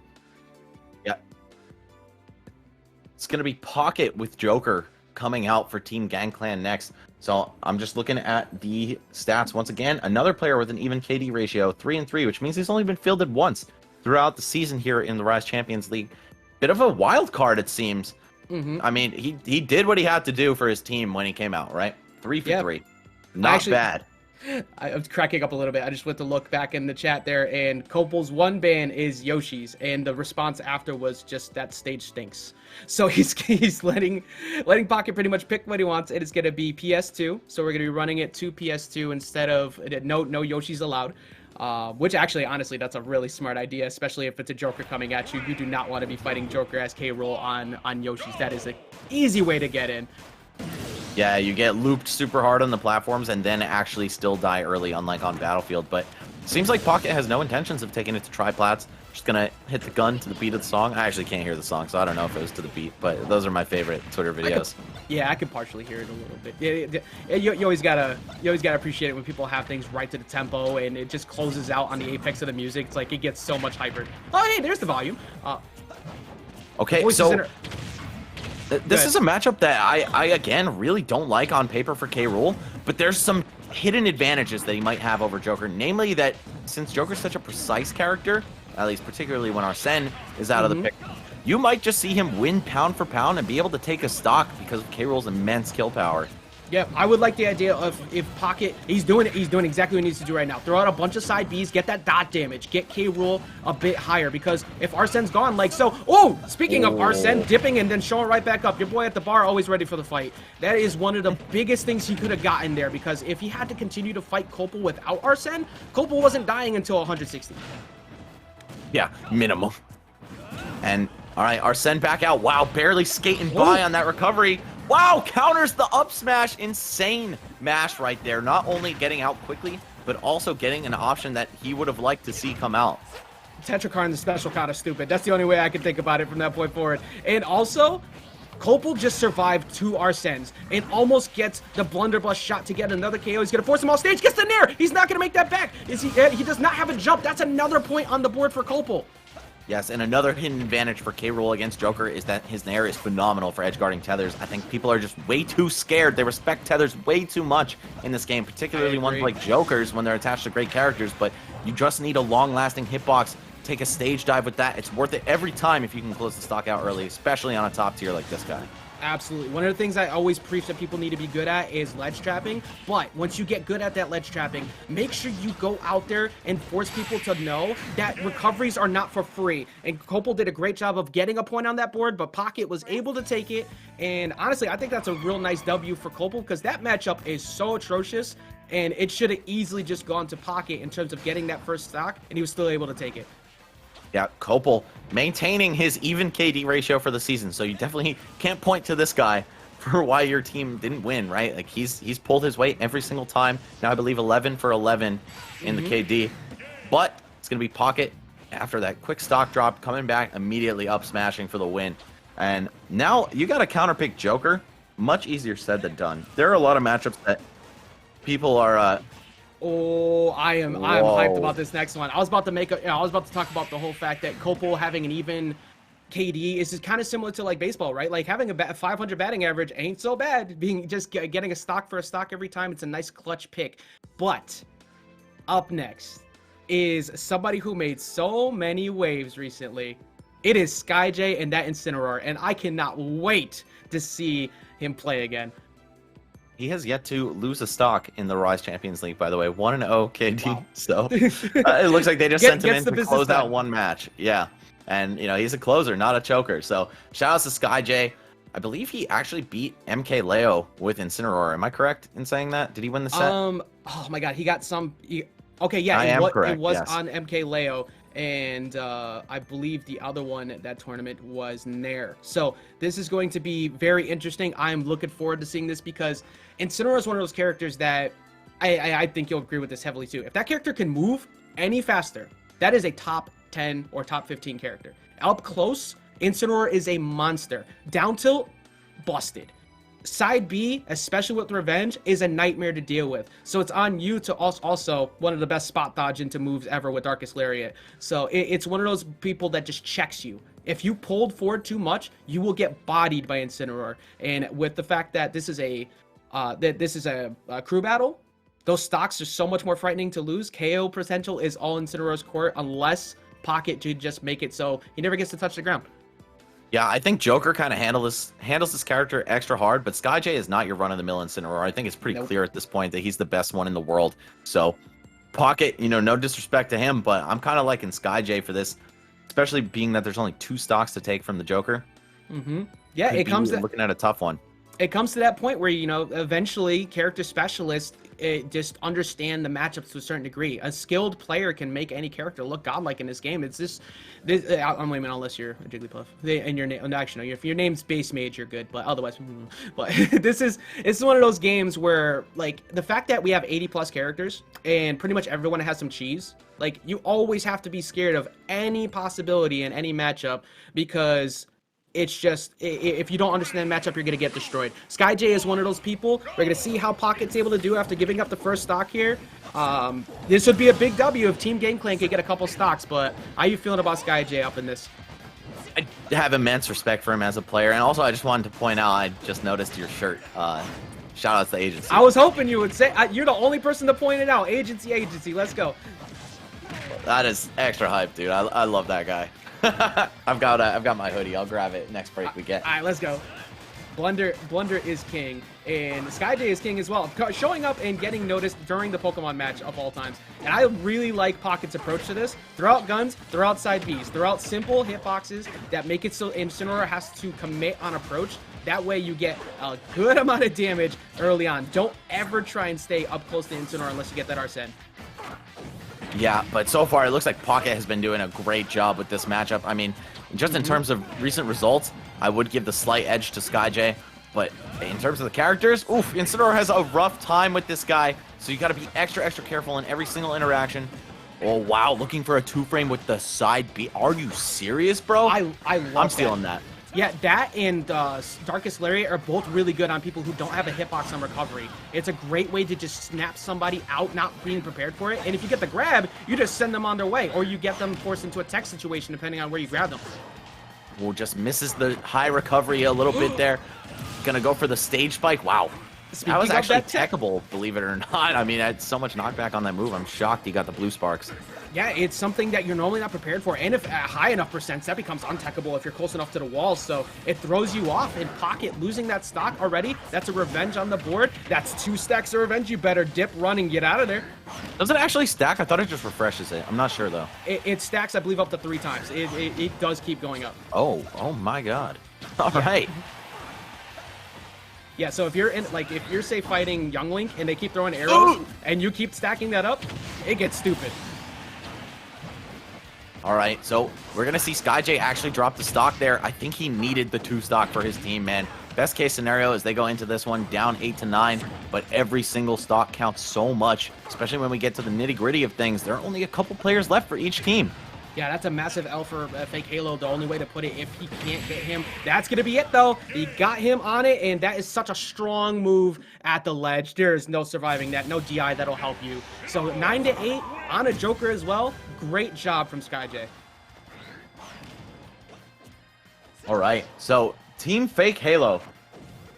They are still down just by a little bit, but they have a very powerful player in with a very weird character, right? I think Incineroar does lose a ton of top-tier matchups, but, like, again, it's the ability to win, that X factor. I actually did a tier list video on this. If you guys want to check my YouTube channel out, I'm Max Ketchum Gaming, spelled properly with the E.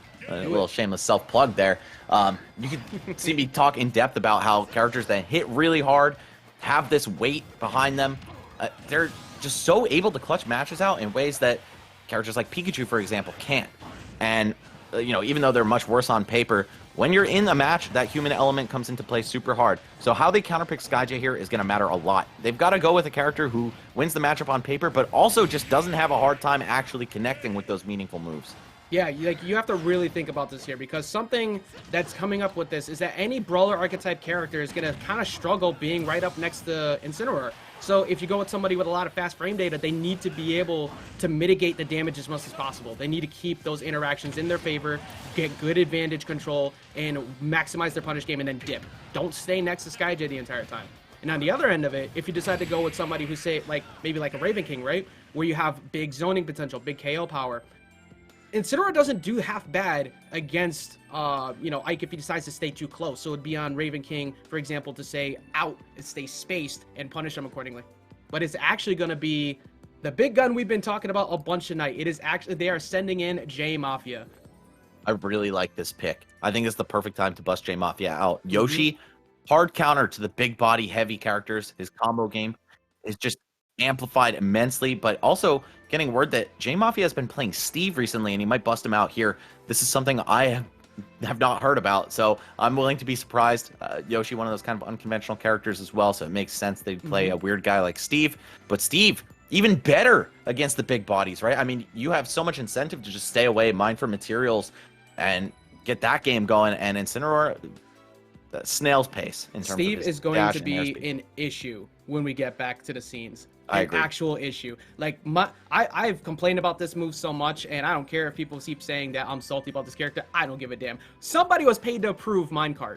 That move is it's a collision course, it's a command grab that leads to KOs, it sets up free setups off stage, and it is such an easy way to dip around pressure from people. So you got Minecart for one, and then two, Diamond. When you have Diamond gear, Steve is a completely different character.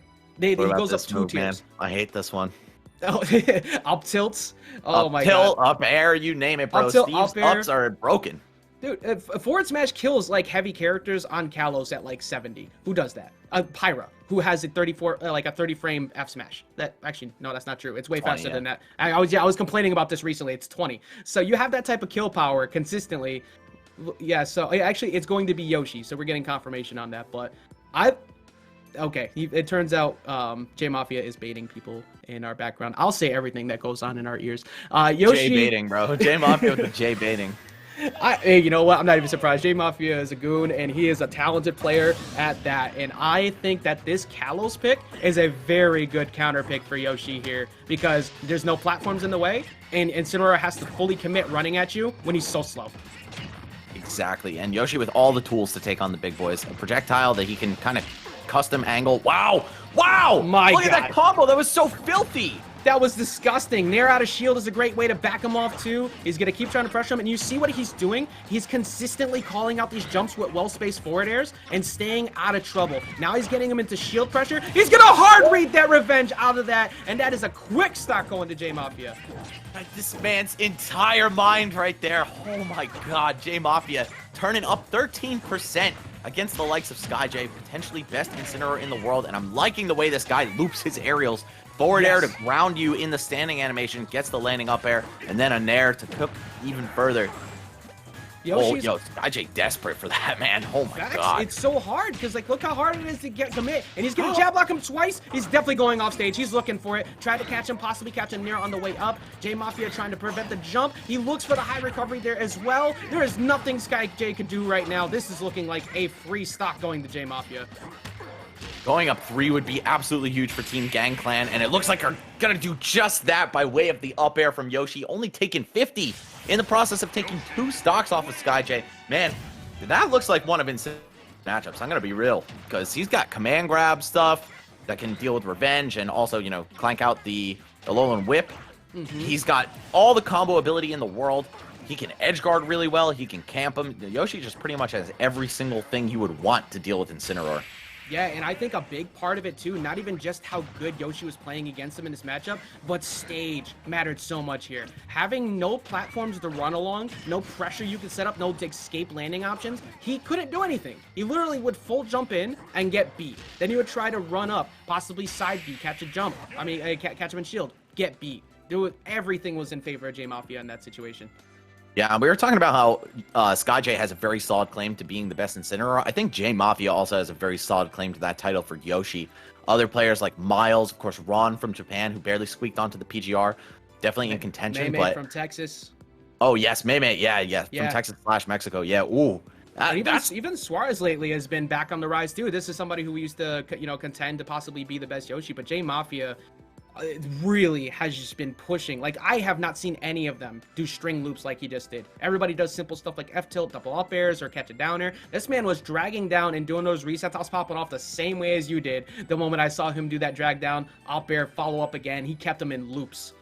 Yes, also, of course, cannot disrespect my boy Suarez, coming from Tri-State. That is the guy. I actually completely forgot about him when I was talking about his birthday was yesterday too, so happy birthday, John. Oh, nice. Let's go Suarez. Happy birthday, man. I think we're the same age, so welcome to the 28 club, bro. It's only downhill from here. I think he's 27. And, okay, I'm a year older than him then. Yeah, I'm on the climb. I hit that 3 number this year. Oh no, say it in yeah. so, bro. I turned 28 in 12 days, so I'm just, basically a rotting corpse at this point. But these players the scene is still full of so much young blood. Love to see it. The new recruits, like, I was just casting some collegiate earlier today and on a weekly basis every Thursday recently. It's crazy seeing players who have been in the scene for, like, less than a year or just a year or two. Like, man, it's only up from here for these guys. They've yet to hit their peak, like, in terms of even, like, brain development. Literally, it's going to be, like, it's nice upward course for them. Because, like, you like talk about that too, and then also a lot of these players haven't hit the main stage yet, right?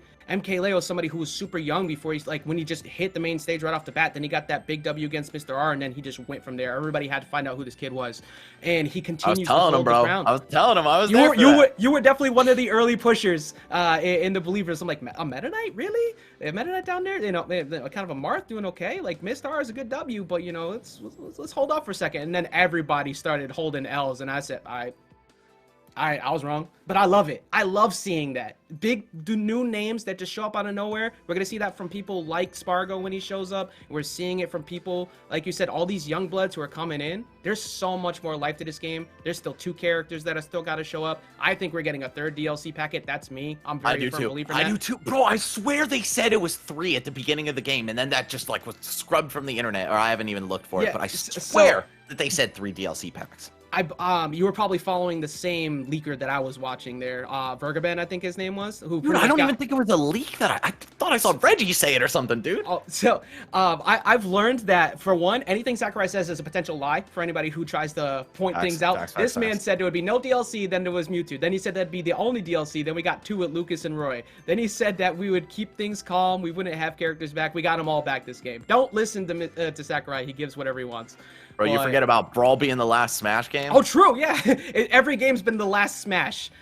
This one, I don't know how they top this one. The name is Ultimate, which does mean final. So I would not be surprised to see Ultimate actually be the cap, and they just kind of, like, make an HDR or whatever of it. But I was about to say, I think we can see with the next console, they actually do, the whole port joke from Smash 4. They actually do just port it over, and we get a couple new characters in that one. And maybe we hit that 100 number, which would be insane. I'd love it. But it just makes so much sense. There's so much money still to be made. Like, there is so much money on the table with, like, if you look at it from the fact that we all have to pay for a Nintendo Online, we're paying $20 each, maybe, right? And then you have to. Oh, okay. It's who was coming in? WebJP. Oh, Web. Ooh, okay. I like this. So we'll get more into this for sure, because I definitely want to talk more DLC. WebJP, one of the biggest names on the rise. We've seen him before in Tri-State, but since the COVID era, this man has put in so much work, especially this last week alone. He's been in the top 8 or finals in almost every single one of those weekly tournaments. Yeah, this is a guy who I literally did not know, and he's from, like, 10 minutes away from here, something crazy like that. He's super close to you. Yeah, he's a North Jersey fiend. And yeah, again, completely unaware of him until I believe it was a Fusion or a DNA that he got first place at in the early COVID times. And I was like, what? Lucas from New Jersey that I don't even know? And since then, you know, I've just followed his progression as a player. Incredible talent, bro. And now it's not even Lucas for him. It's all about the ZSS. Gotta appreciate when players abandon that quirky mid tier that they love so much and just get right down to business with the top tier. I think that's 100% the move. You know, if you have any qualms about playing a top tier because you don't want to be boring or generic, man, put that aside. Winning is what matters most. That's how you're going to get your name out there as a player. You could be the best, like, I don't know, Little Mac or something, for example. I mean, no, just, you know, who's probably holding that title right now. But what really matters is being able to take your gameplay to the top. And I love seeing WebJP have the heart of a champion, the mindset of a champion. He's like, I'm tired of potentially losing sets because of my character. It's just straight business time now. Absolutely. I mean, you look at examples like Tweak, right? Tweak played Bowser Jr. for a while. Then he was like, okay, this isn't working for me. So he started switching it up, went to the cloud, found massive success. And now he's continuing to do things here. Like, I can't wait to see that Sephiroth and that Diddy Kong show up offline. I mean, I hate Diddy Kong. That character is easily my least favorite character to fight, period.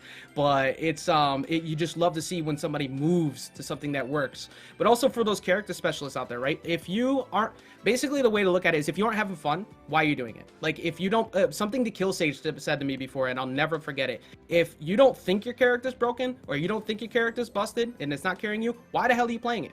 You need to have that mentality that you're going to be the one to push the meta and learn, otherwise pick something else. And Webb was one of those people who found that success in ZSS and a bit of Corrin lately too. So I think it'll be ZSS here, but that he has found a lot of new success moving forward. And we are down to 9 to 6 stocks. 2 people left on Fake Halo. Meanwhile, J Mafia, the MVP of Team Gang Clan, is currently staring them down.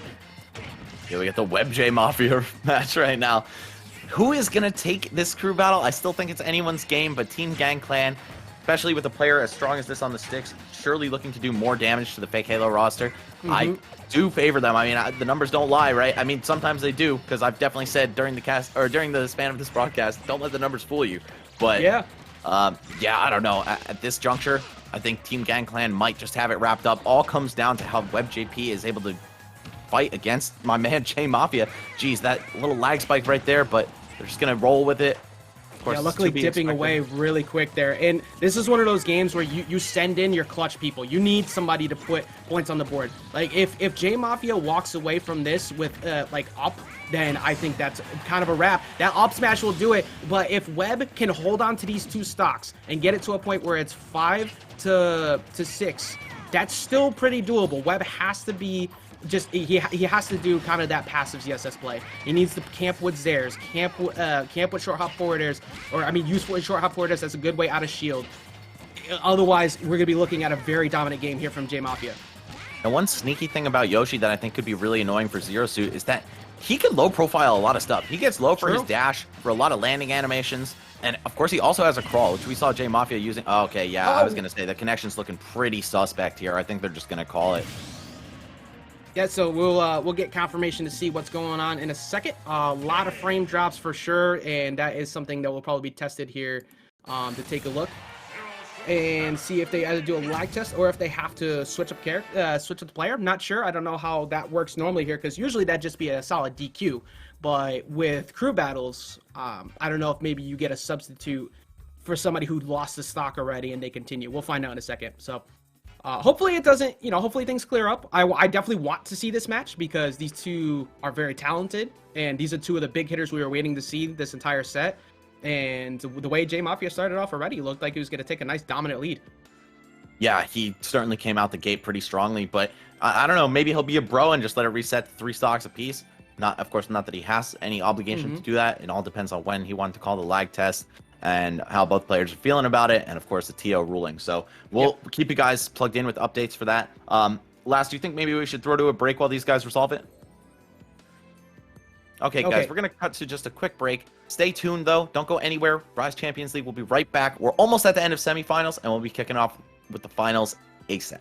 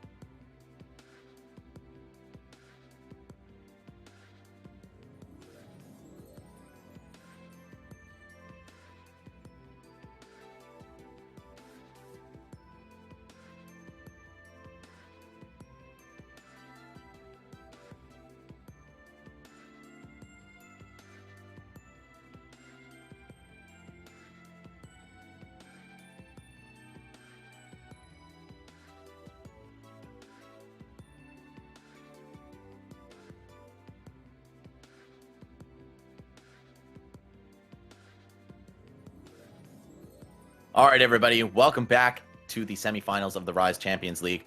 So we had a little bit of a connection issue, but it was actually neither of these players' fault. As of patch 11.0.1, server's been a little wonky, some unexplainable lag, but you know what? These players are going to jump right back to the stocks and percent that they were at. So Webb did indeed lose that stock. He's just going to use down tilts and other moves that he doesn't really care about having staled. I believe J Mafia was somewhere around the 60 mark. Oh, maybe a little higher.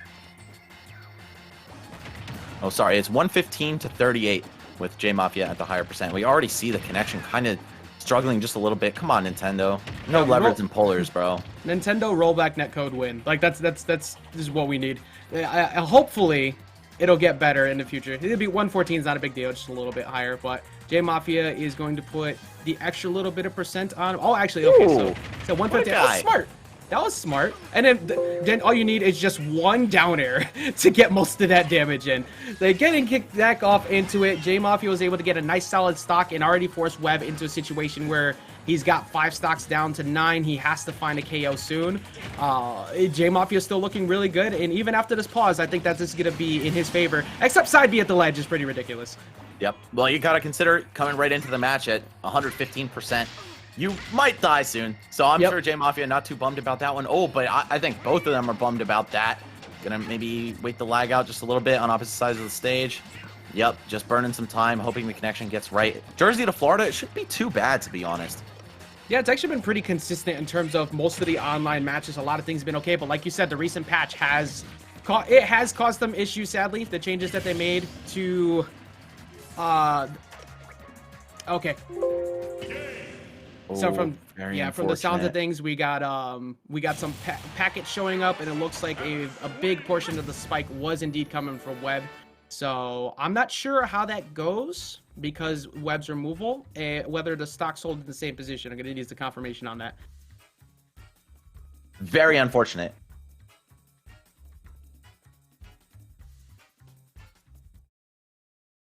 Is it just -2 stocks?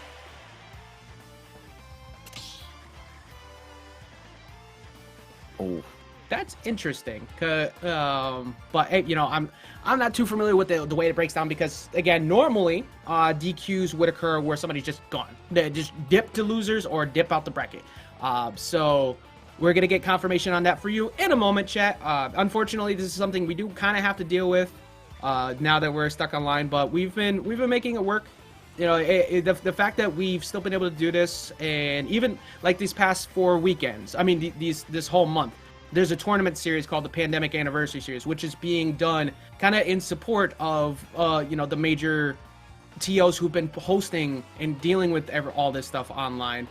You know, from Cact, Grayola, Last, and the Collision Series crew putting on the show, HO3K coming in for additional support, doing the streams. But this has been, you know, I'm glad to see that Grayola has got another great series going. Grayola, one of the big consistent factors of, remember all those charity events that we had last year? A great way to give back to the community while we're stuck at home. He's got another one coming up this Saturday for Autism Awareness Month. And this is his baby. This is his child, the Rise Champions League. And we work with what we got, but I'm glad that he's been able to get this together for everybody. Yeah, I cannot stress enough, guys like Grayola, Last, Cagged, please, guys, do not forget them when offline resumes. 100%. These guys have literally put the entire community on their backs. I mean, it's hard to just say, you know, to teams like, say, Genesis, for example, like, you've already got a very solid team. Please, like, find a way to integrate these guys. But I think they're just a necessary component at this point. The players trust them. You know, they've been making just so many moves for everybody. And I know I certainly, you know, at any events going forward that I'm hosting will certainly make an attempt to find some way to integrate these guys. They're absolute killers at what they do. One of the good positives.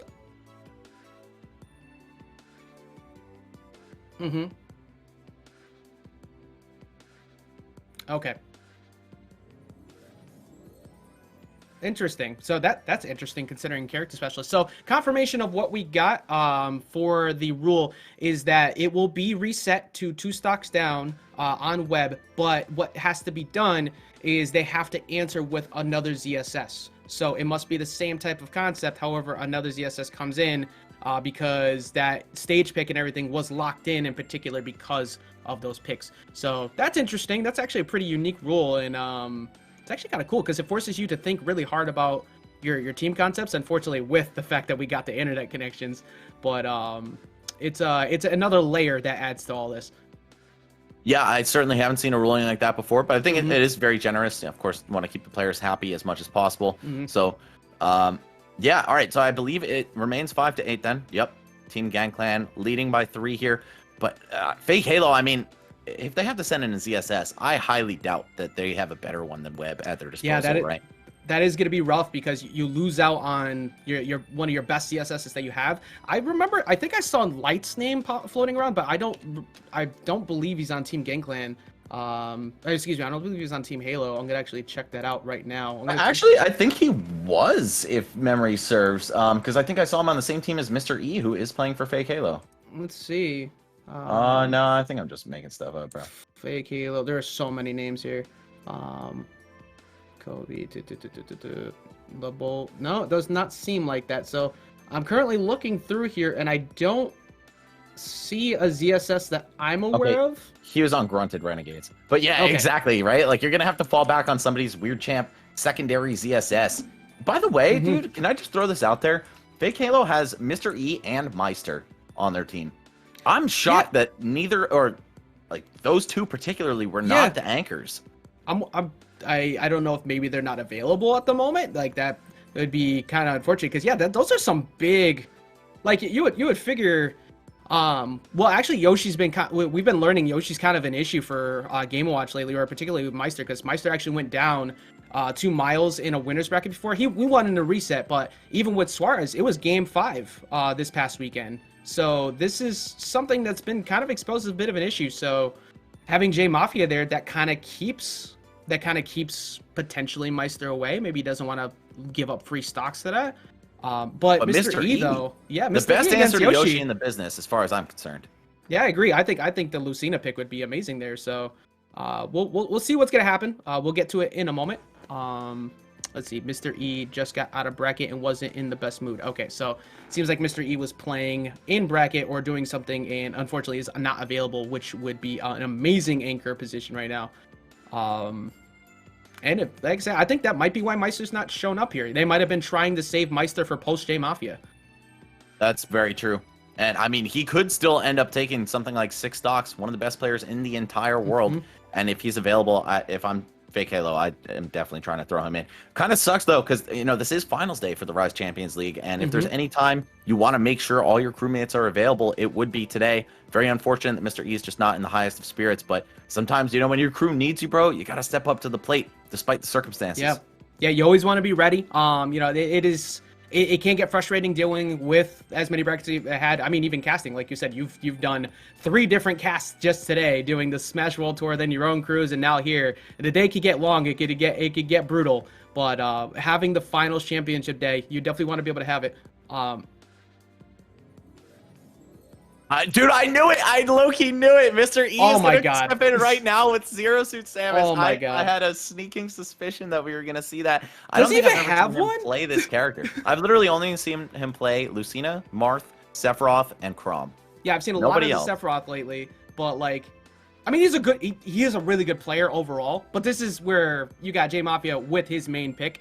And we're gonna have to see the ZSS, which, like you said, I don't think I've ever seen Mr. E even pull it out in friendlies before. So it's gonna be funny. Mr. E basically needs to look to take a stock at minimum here and make it hopefully doable if Meister is the anchor for all of it, because that definitely seems like on that roster, that's the big go-to. This is our get out of jail card. We have to use him to finish it. And then there's also Minmain, who's been sitting on the fattest KD ratio in the entire league, but. Or you know what? I think actually J Mafia has that claim. But for his team, Minmain is currently leading the pack. So 2 of 3 things are present for Mr. E that look great. 1, it's Cruz and his crew's losing. So he powers up in that situation. True. 2, he's fighting Yoshi, a character notorious for terrorizing Long Island for years and years at the hands of Suarez and Raptor. But the missing piece is his access to Lucina or Sephiroth or whoever he feels most comfortable taking on a player like J Mafia with. And, it isn't just any Yoshi. It is a front runner for the #1 with the character worldwide. Would really like to see how J Mafia is able to perform against some of these alleged Yoshi killers. And also just the rest of the Yoshis in general, you know, if they all got thrown into a giant bracket at, say, like Smash Con, Gommel, Genesis, something like that. So, I don't know, man. There's, I think, a high potential for this to go off the rails for Mr. E, but also there's a slight chance that he makes this happen.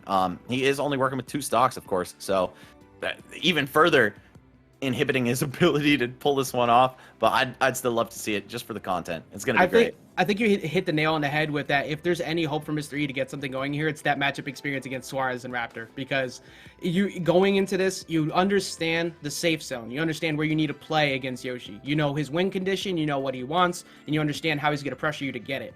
Obviously, usually does that with Lucina. So I think out of Mr. E, we'll probably be looking at a lot of simple game plan. He's going to be looking for things to try and set up into down smash paralyzers and neutral Bs and retreating Zairs as a way to close out the game. I don't know if he's got anything like Nair Flip Kick. That's the great equalizer for everybody. But Mr. E, you got to jump off stage, my dude. This is the funniest thing I may have ever seen in Smash. It's like, oh, we need a ZSS. Who's it going to be?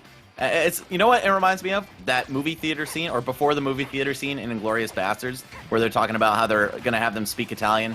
And, Yeah. and it's like, Donnie speaks third best Italian. It's like, I don't speak Italian at all, sir. So like I said, third best. Oh my god. And he's, literally when he starts speaking, it's like, grazie. I love that movie. Yep. Third best ZSS on the team. I don't play ZSS at all. Oh, this is gonna be hilarious. So we're waiting to see what happens here. I don't know if they're deciding to do damage, or it looks like, okay, it seems like they're just testing connection to make sure it's gonna be no spikes or anything and such. And they are indeed getting the percent. It's gonna be the 38, I think, and then the 115. Oh, never mind. Okay, maybe it's gonna be a little different than that, because Yoshi Downer does a ton of damage. All right, so J Mafia, he's gonna be leading here by just about 70%. Okay, the stock that WebJP got off of him, essential at this point. Yeah, the fact that that's still stuck is very huge here, because 8-5, potentially Meister as the anchor of all this. Meister, like you said, is very much somebody capable of taking 3 games straight. This is a top 10 player in the world who went there unranked straight to top 10 in this game. Meister also has Game & Watch, which is one of the most annoying characters to fight, especially when you're trying to pressure him. So Mr. E, if he can somehow do a Nair Flip Kick and snipe an early stock, then you're good. Like, just run with it from there. Be happy with that one. Yeah, I mean, you can't ask for much more playing a character that's probably not even near his top 10 best in the game. Oh, the backer didn't do it just yet. Mr. E is you can already see Mr. E is playing this very similar to how he would play Lucina. He's playing with like a zoner type like playstyle, like a disjointed playstyle, by using things like short hop forwarder and single hits. He's not really doing anything spectacular. He's just playing a fundamental based game, and he's gonna get hit by another back air. That is like the go-to KO option for Yoshis at high percents. Yep, and if anyone knows how to DI it and not get tripped up by the really weird angle it sends at, it is a guy like Mr. E. That one, nowhere near surviving, though, of course, just way too high of a percent on his Zero Suit Samus. A light character, too. And now, I just want to see him at least take 1, man. If he takes 2, that would be a miraculous story, but I don't see it happening. J Mafia looking too clean. Yeah, it takes 2, baby. He needs to get at least 1. He really needs to get a hold of this, because if you could just get that 1, it's really... It can't be understated how crucial that is right now. You'd be down 3 stocks to 8, and you have somebody who's basically the team anchor, like just holding down consistent amounts of KOs, has the most on the team, going into your last piece. And Mr. E, I don't know, I haven't seen it yet. He needs to get a nice solid read. Looking for the down smash. Yeah, he knows that down smash to up B is the kill condition right here. Not the win condition, because there's still another fat stock waiting at J Mafia's disposal. But, oh, the neutral air pops him right in the face. Okay, and the Cinderella story of Mr. E's Zero Suit Samus, unfortunately, gonna have the glass slipper smashed to pieces. And it's looking really good for Team Gang Clan. Are we sure J Mafia ain't from Tri-State, because he rocking the Tims, just breaking the glass slipper, just catching that Nair off stage? Honestly, and that one of the things you could definitely tell of the unfamiliarity of this character is there was never a time where J Mafia actually had to go hunt a potential punish on a flip kick, because Mr. E would just jump from ledge and play normally the same way he would with Lucina. So obviously character unfamiliarity coming into big play here. It's unfortunate the situation that happened, but I understand the rules behind why they did it. Yep. That said, this is actually low-key one of my dream matchups that I would just love to see how it unfolded. The notorious Yoshi Killer himself versus Yoshi, who I think on the world stage, man, J Mafia is still getting a little bit slept on. Being the best in his sub-region of Florida, nothing to sneeze at, and just the way he plays is ridiculous. I think this guy has so much untapped potential, and once he gets a little bit more experience and travels around the world a little bit more, you're going to be thinking about J Mafia in that top Yoshi conversation. I mean, even before when you clarified to me that this is actually Zeke, that's a name that I always heard Florida hyping up. Like, it's like, y'all don't understand. And who, I'm sorry, who was that? Big Boss.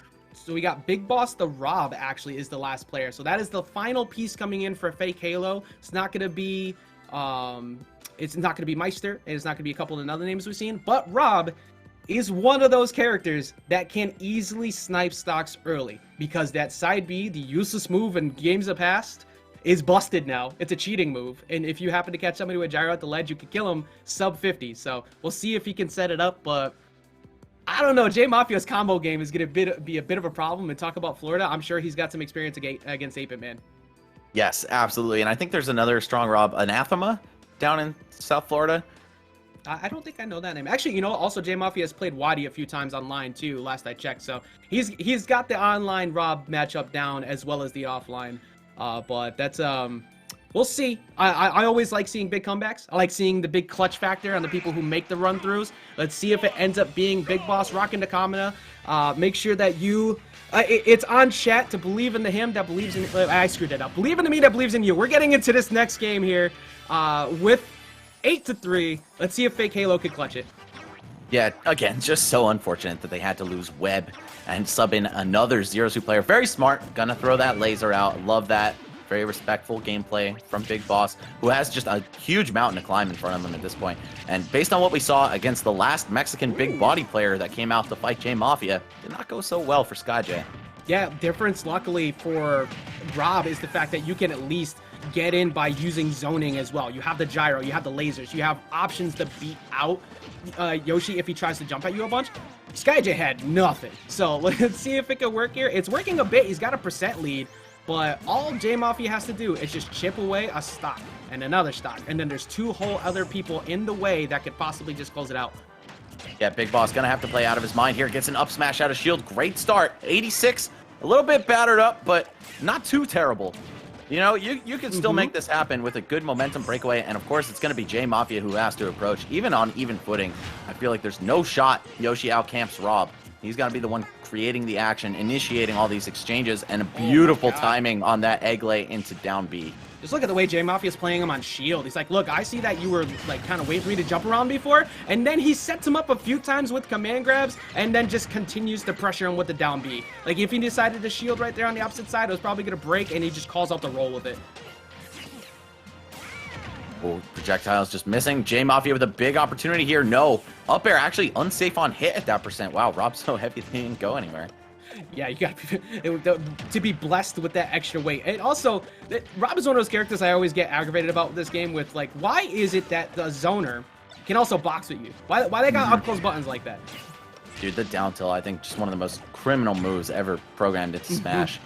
-5 on shield, 3-frame startup, combos into itself. Like, oh, Jesus. And what's a character like Yoshi to do about that? You know? Exactly. Pretty much just play short hop game, throw forwarders to beat it out. And oh my god, just do it to him. Put that F smash out there. Potentially if he's trying to get you on that gyro. This is looking very, very good for J Mafia, especially calling the high recovery right there. Tried to use his boosters to get a bit up there. One stock down, looking at 7. I don't know how you feeling about this. I think we've reached the point where it's probably closed out. Yeah, I think we're gonna see Team Gangclan move on to finals, if I'm being completely real with you. And they're, I believe, going to take on Team Freefall, right? Yeah, because they were making that funny joke earlier about how great Renegades, the Renegades were in Freefall. So that is going to be Freefall, most likely, unless Big Boss can play the most godlike Rob we have ever seen before. Don't really like to, you know, we're not one to call and get biased here, but we're being realist at this point. You got 2 points left on the board, a whole stock here from J Mafia if you can get it. There's still hope, but the hope is sure fleeting. Okay, it's the landing there. I think J Mafia might even just take it here. Yep. Are you going to break out in time? Yes, he is. Actually, excellent mash on the part of Big Boss. Oh, and he just waits it out up tilt to up air to seal the deal. Wow, J Mafia getting it done himself. I think he took 3 players out. IJ, then Mr. E/Web, and then closes it out on Big Boss with only 2 stocks to spare. Wow, J Mafia, what a killer run. Look for this guy in the grand finale for sure. That confidence move at the end really is just showing how good he's feeling right now. Just straight up walked over, said, I'm gonna meet you here. I know this is exactly where you're gonna go. Just sitting rent-free in Big Boss's head at the end. And J Mafia, like you said, we saw a very strong start from Pink Shirt Guy earlier, but J Mafia coming in clutch at the end, pretty much being the closer that they needed him to, and just, I think at this point, has the most KOs on the season. Yeah, this guy, I mean, you don't just take 7, I think it was 7 or 8 stocks by mistake by any means, and he didn't even get knocked out, bro. I think that's just insane. That's wild. It's just holding on to that last stock after a couple of potential threats. It is unfortunate what happened with Webb there. We have to, you got to hold that one, but it is what it is. Moving forward, Big Boss couldn't be the one to seal the deal. I'm definitely looking to see J Mafia again, probably even early on in the next round, because he's playing hot right now. Yeah, you definitely want to capitalize on that momentum.